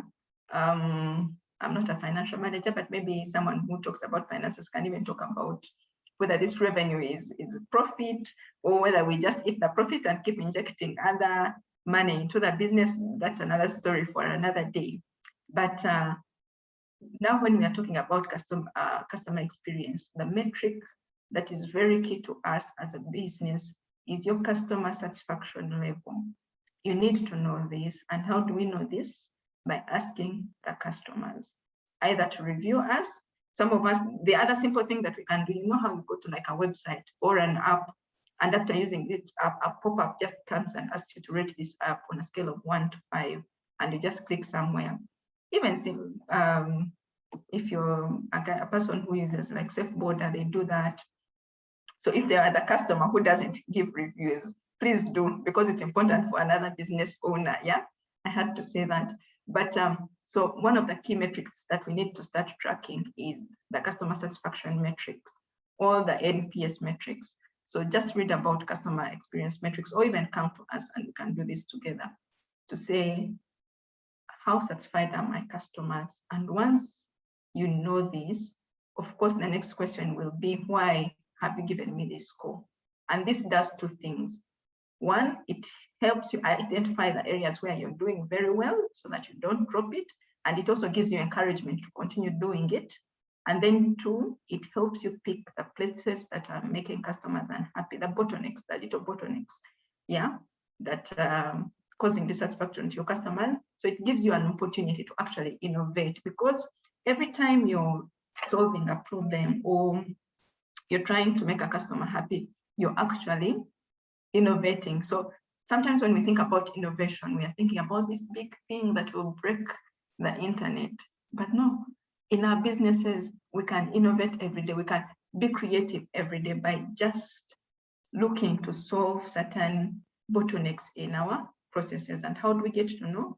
By asking the customers. So I urge us to incorporate customer satisfaction surveys or net promoter score surveys as a key metric to measure the success of our business. And that way, it will give us ideas on how we can become more customer-centric. Then the other thing is incorporate customer feedback into processes and behaviors. There's something we use a lot in customer experience, which is called the voice of the customer. Involving the voice of the customer in your creativity, involving the voice of the customer in your processes and the things that you're trying to do as a business. When you see a big business like Let me give an example of MTN, or we'll even look at it below. Most of these businesses, big businesses, I'm sure some of them have even called you for feedback. So if a big business can do it, how much more should we be doing it? And as we are even dealing with smaller numbers that we can personalize experiences for easily. So this is how we can work to create a customer-centric culture in our businesses. Okay, we're about to get done. So what can we learn from some of the big brands that I admire? I've been selfish, I've chosen the ones I like. So even when you go out there, you can think about the ones you like. Some of you are fashionistas, they are probably brands I don't know, but that are breaking the internet that you know, that you can go and read about them and see what they're doing, that we can learn from as businesses that are growing. Facebook. These guys, you remember when you talked about customer power, where a customer voluntarily just keeps coming back to you? I discovered something which amazed me about Facebook. So just think about the owner of Facebook, Mark Zuckerberg. I imagine that guy is in a world of smartphones, of nice computers and everything. But this guy sat and thought about a market like Africa, where we have people who, a big percentage of us in Africa, like Uganda. You remember the numbers I showed you? Those numbers are very important. 60% mobile phone penetration, but only 16% smartphone penetration. So this guy thought about the 60 minus 16 is what? Mathematicians, you can work that out. It's 40 something, 44% who have feature phones, and said, you know what I can do for these guys? I can give them, I think it's called Facebook Lite, where they can access Facebook, they read feeds, but they cannot see they cannot watch videos, they cannot see photos because of the nature of the phone. So you know those low-end, I don't even know what to call them. They are feature phones basically. So they have a bigger screen and buttons down. Those guys can actually access Facebook. So you know what that guy will do? How he gets customer power. Because every day, you know how you go downtown and you find those people on Facebook. And that Facebook Lite is annoying if you've ever used it, because you don't really see the photo. So you see someone says something, but you can't see the photo. Someone posts a video and says something about it, you can't see it, but you see what they have put. That guy will forever save to buy a smartphone so that they have a better experience of Facebook. You know that? So you'll find that now these are the smartphones that are coming into the market of 300K to 60K. Who do you think is buying them? And what are they doing with them? They are now on Facebook. When you think about it, when you think about Maslow's hierarchy of needs, that means that Facebook has penetrated their market, like our market, to that level. So are we thinking like that? For me, that thing amazed me to see that a guy who can afford any gadget is thinking about this guy here in Uganda who cannot actually afford a smartphone, and giving him that experience on Facebook so that that person can yearn for more. So that guy will work so hard, save his company, even if he works from work every day, just to buy a smartphone so he can get a better experience of Facebook. And that is how Facebook gets customer power. So we voluntarily look for better phones to have a better experience of on Facebook. Yeah. Even now, Facebook has been locked in our country, but we go to VPN to look for Facebook. So he has gotten us to that place. So it might look like a very big brand and you're thinking they are thinking things out of this world, but we can learn something from them and say, what can I do in my business so that in future people are voluntarily looking for me and I'm not really looking for them per se. When you look at Apple, that's another amazing brand. They are driven by innovation from a place of empathy. Like I said earlier, their design thinking hub is not led by techies, but they bring people who think like customers and ask them, you as a customer, what would you like to experience? And their design thinking starts from that place, and then they bring it to the techies to actually develop. So what is creating, what is driving innovation and creativity in our businesses? Am I just copying what Primera is doing? well, I'm actually sitting back and thinking about the customer I want and what that customer I want actually wants. When you think about Google, it's I feel like these guys collect so much information from us, and they can use it for anything, anywhere, anytime. But you know what they do for us? They create for us customized experiences. There are other search engines, but why are we glued to Google? I've never woken up any morning and thought about using another search engine apart from Google. What have they done for us? They've customized experiences for us. Even when you go there, they will try to bring to you things along your line, the things that you're always searching about elsewhere. You'll find them easy to find when you open Google on your gadget. When you think about Safaricom, I spoke about it briefly. The Kenyans know it. They passionately are identifying with Safaricom. Why? Safaricom is a place that thinks about the customer problem that they are going to solve. When you think about their M-Pesa, when you think about their money loaning business, that even other telecoms have now started to copy, yeah? They were looking at what customer problem are they trying to solve. So if you realize that, for example, the mobile money solution, M-Pesa, started with Safaricom in Africa, if I remember correctly. But white Western countries tried to copy that mobile money solutions, but it doesn't work in their country. Why? Because they are heavily banked. They are heavy with they are really a heavily banked environment. So mobile money couldn't work for them. But here in Africa, these guys sat down and realized that we have a very big percentage of unbanked citizens. How do we get them banked per se?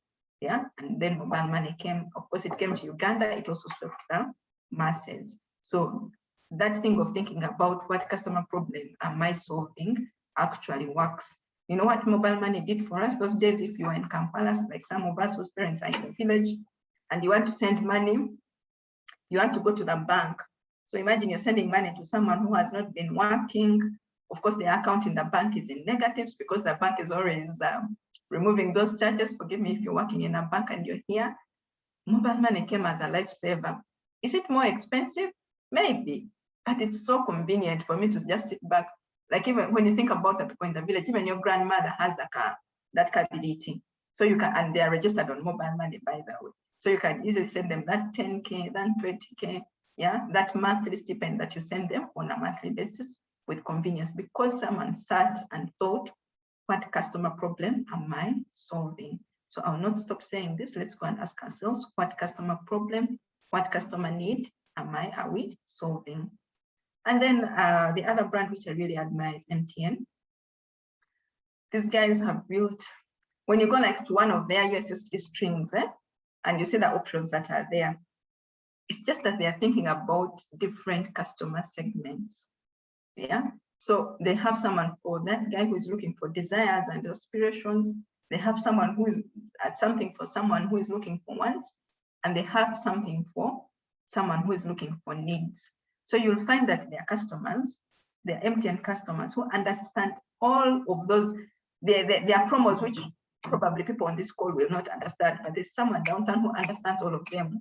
How you get, like now after Cheptengei came, they did, is it a double promo on something that they have, which I never use, but I know about it.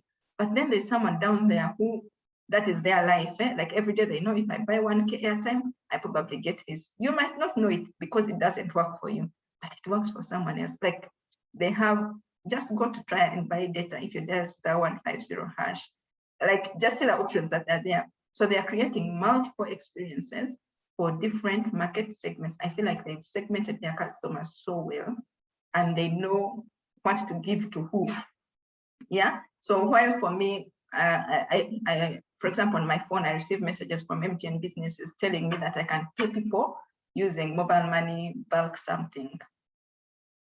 I don't think that's the message they're sending someone who spends maybe 1,000 airtime in a week. That one, they're probably sending them that airtime that you can buy on a daily basis to take you for this long. You get it?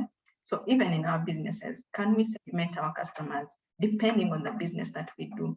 do we know what different customers actually want, so that we are selling to them what is relevant for them. And then we are able to create multiple experiences for different segments that we actually are serving. For example, some of you do business with a corporate environment, then you also do business with individuals. Of course, the two different people, the corporate entities will probably pay you a lot of money, and their need is totally different, their path is totally different, and your individual customer also, their path is totally different. So how do you create multiple different experiences for the different segments? And then as I finish today, I'd like to say, remember, today's customer is very, very empowered. They are empowered to find information on their own. They are empowered to share their opinions, whether the opinion is correct or wrong. They will share it anyway. And they're also empowered to avoid marketing. So you can be posting your marketing ads somewhere, and because that's not so if you don't know your customer, and this is why I keep saying that we need to know our customer. When I say that they're empowered to avoid marketing, if I'm a customer and Instagram is not my thing, if you're posting things on Instagram, you will not find me. So do I know my customer so that my marketing strategy finds the customer where it's convenient for them? Yeah, because as long as I put it where it's not convenient for them, they will avoid it. Not that they're avoiding it per se, but they will not see it because that's not their place. That's not where they are meant to be. So let's know who they are, so that our marketing can actually target them where they are. Then the other thing is that the customer today is your most lucrative marketing asset. Make them your brand ambassadors. So your current customer, that customer who is still buying from you today, is your most lucrative marketing asset. Most of our businesses probably don't have a marketing budget, though I urge us to spend a bit of our income, our revenue on actually marketing. Yeah, but that customer that you have today can actually do that for you if in their customer journey you are able to turn them into your business advocates. And then the other thing to remember is that research shows that it costs 10 times more to acquire a new customer than to retain a current one. So what would you rather do? This current customer, I emphasize, is your big deal. Yeah, so do something with them so that you get customer lock on, give them customer power, and all those things that we have talked about. Experience is an investment. Don't look at it as a waste of money. It's an investment because it will ensure your customers are with you. It will drive loyalty. It will drive retention of your customers. So it's an investment. Don't look at it as an expense. If it means just adding a thank you note in a package that you're sending, don't look at it as a waste. It's an investment. You're investing in creating experiences for your customers. Customers' wants list is always growing. So never feel the urge to just copy what someone else is doing. No. But this current customer that you have, if you understand them, you're even able to widen the kind of services and products that they can actually get from you. So their list is always growing. Understand them and you will know this list. Yeah, that's why you see phone companies like Samsung. Why is it that they're always, up to today, they're still bringing new series of phones? Because the ones keep growing. They know it. So they will go. I don't know if there's any difference now between the S10 and the S21, 20, but when they bring it, they'll still bring they'll probably bring an S21. I don't know if it's even already there after the S20.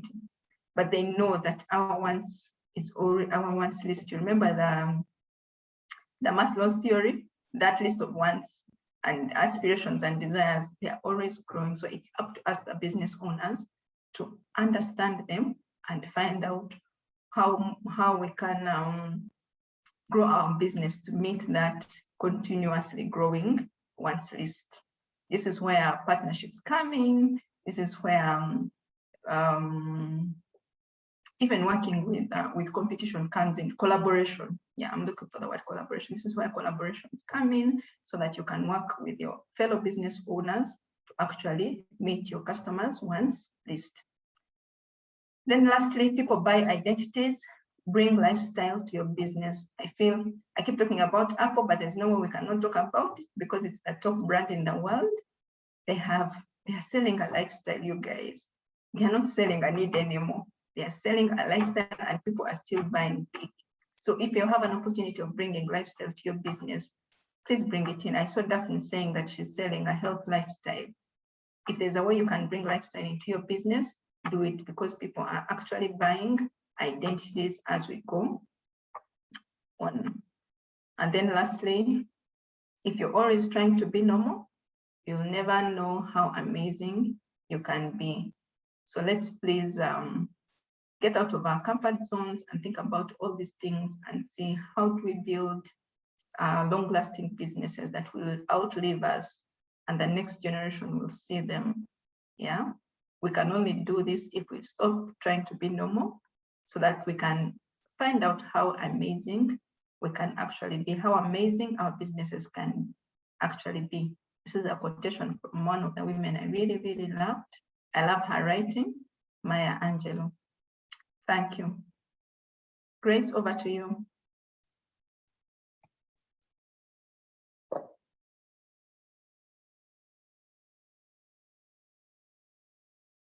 Thank you so much. I'll wait for Grace Linda, but as we wait, thank you so much for the session today. I am overwhelmed. Nearly 2.5 hours later, I haven't stopped listening to you. Just a moment. Just a moment, and Okay. yeah. Can you hear me now? Yes, we can. Okay. You are still speaking though. Yeah, I was saying, like, for the last 2.5 hours, I haven't stopped listening to Agnes speak in very diverse areas. And at first, it was cold where I am. It was getting rainy, so I had worn my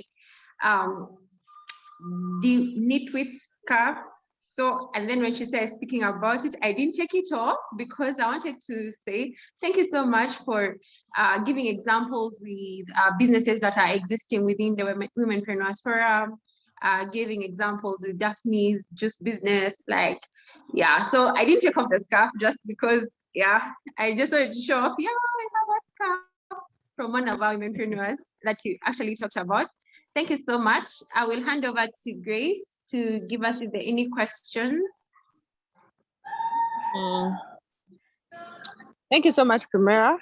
I've been taking notes from the time Agnes started speaking. And I think for me, the thing that stood out was the lost customer. I think starting Monday, I'm going to be making calls because I have a database of people just to check in and see how they are. Yeah, and maybe you never know. There may be someone who wants to talk to someone. Otherwise, guys, feel free to send your questions so that Agnes can answer some of those things that you may be wondering about. Otherwise, Agnes, thank you so much. Your presentation was very exhaustive. I think someone else mentioned it. There are many of us who don't take time to actually think more how we can make people aware of the things that we are doing. I think the thing that also stuck out for me was the recommendation bit. We never ask who gave you my number, who, okay, for some people it pisses them off. I've learned to tread carefully around that question. If someone they want to say, I also do not push it. But guys, feel free to ask your questions, if any.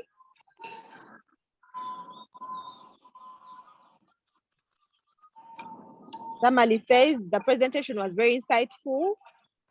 I guess that's why people are busy taking notes. That's why they don't have questions. It may be about a business that you want to start and your business is not yet, in motion or in existence. Excellent session, Daphne says. There's very good feedback for you, Agnes.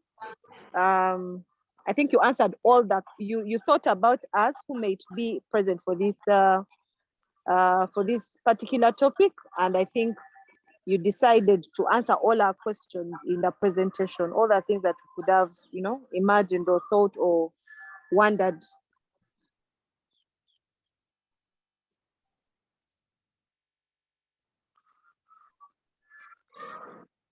Blenda says it's been a great learning experience. Thank you, Agnes.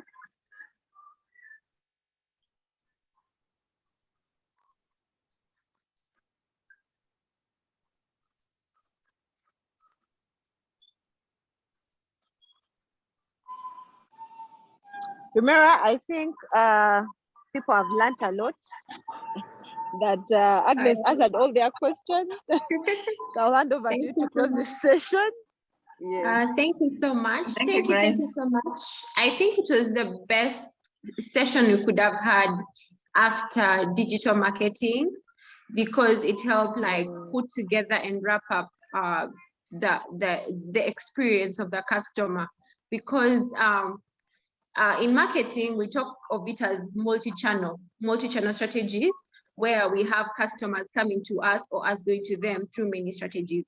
You're going through them offline, online, and because of COVID, the online channels are many, they are so busy, and we don't know what to choose, because they're hitting us for the very first time. That even if I had a small business, it's hitting me for the very first time that I have to go online. I've seen companies that have completely pivoted to go into different businesses because of COVID, because the original businesses they had could not survive. They had to pivot and go to other businesses that required them to be online half the time.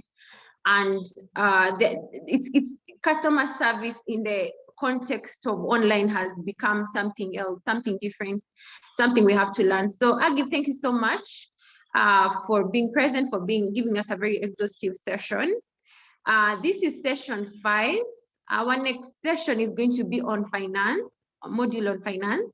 It's going to be also very exhaustive for small businesses and growing businesses. Okay, as Aggie said, growing businesses in terms of how to do our finances and how to keep books of accounts and how to basically ensure that we're making money in our businesses and how we are going to keep those records.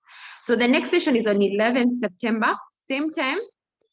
We're going to have a finance guru with us, helping us navigate that part. So if you have any questions around finance, please come with them on that very day. That will be nice. Next Saturday, we have mentors training from 10 in the morning to I think 1 o'clock. So if you know anyone who wants to be part of Girls for Girls, who wants to train as a mentor, next week Saturday is a session for them. And then on Friday next week at 3 p.m. in the afternoon, we'll have a book review for our 13th book, Present Over Perfect. It has an audio version on Audible. If you'd like to listen to it in the next 1 week before we come, you should be able to listen to it and come through.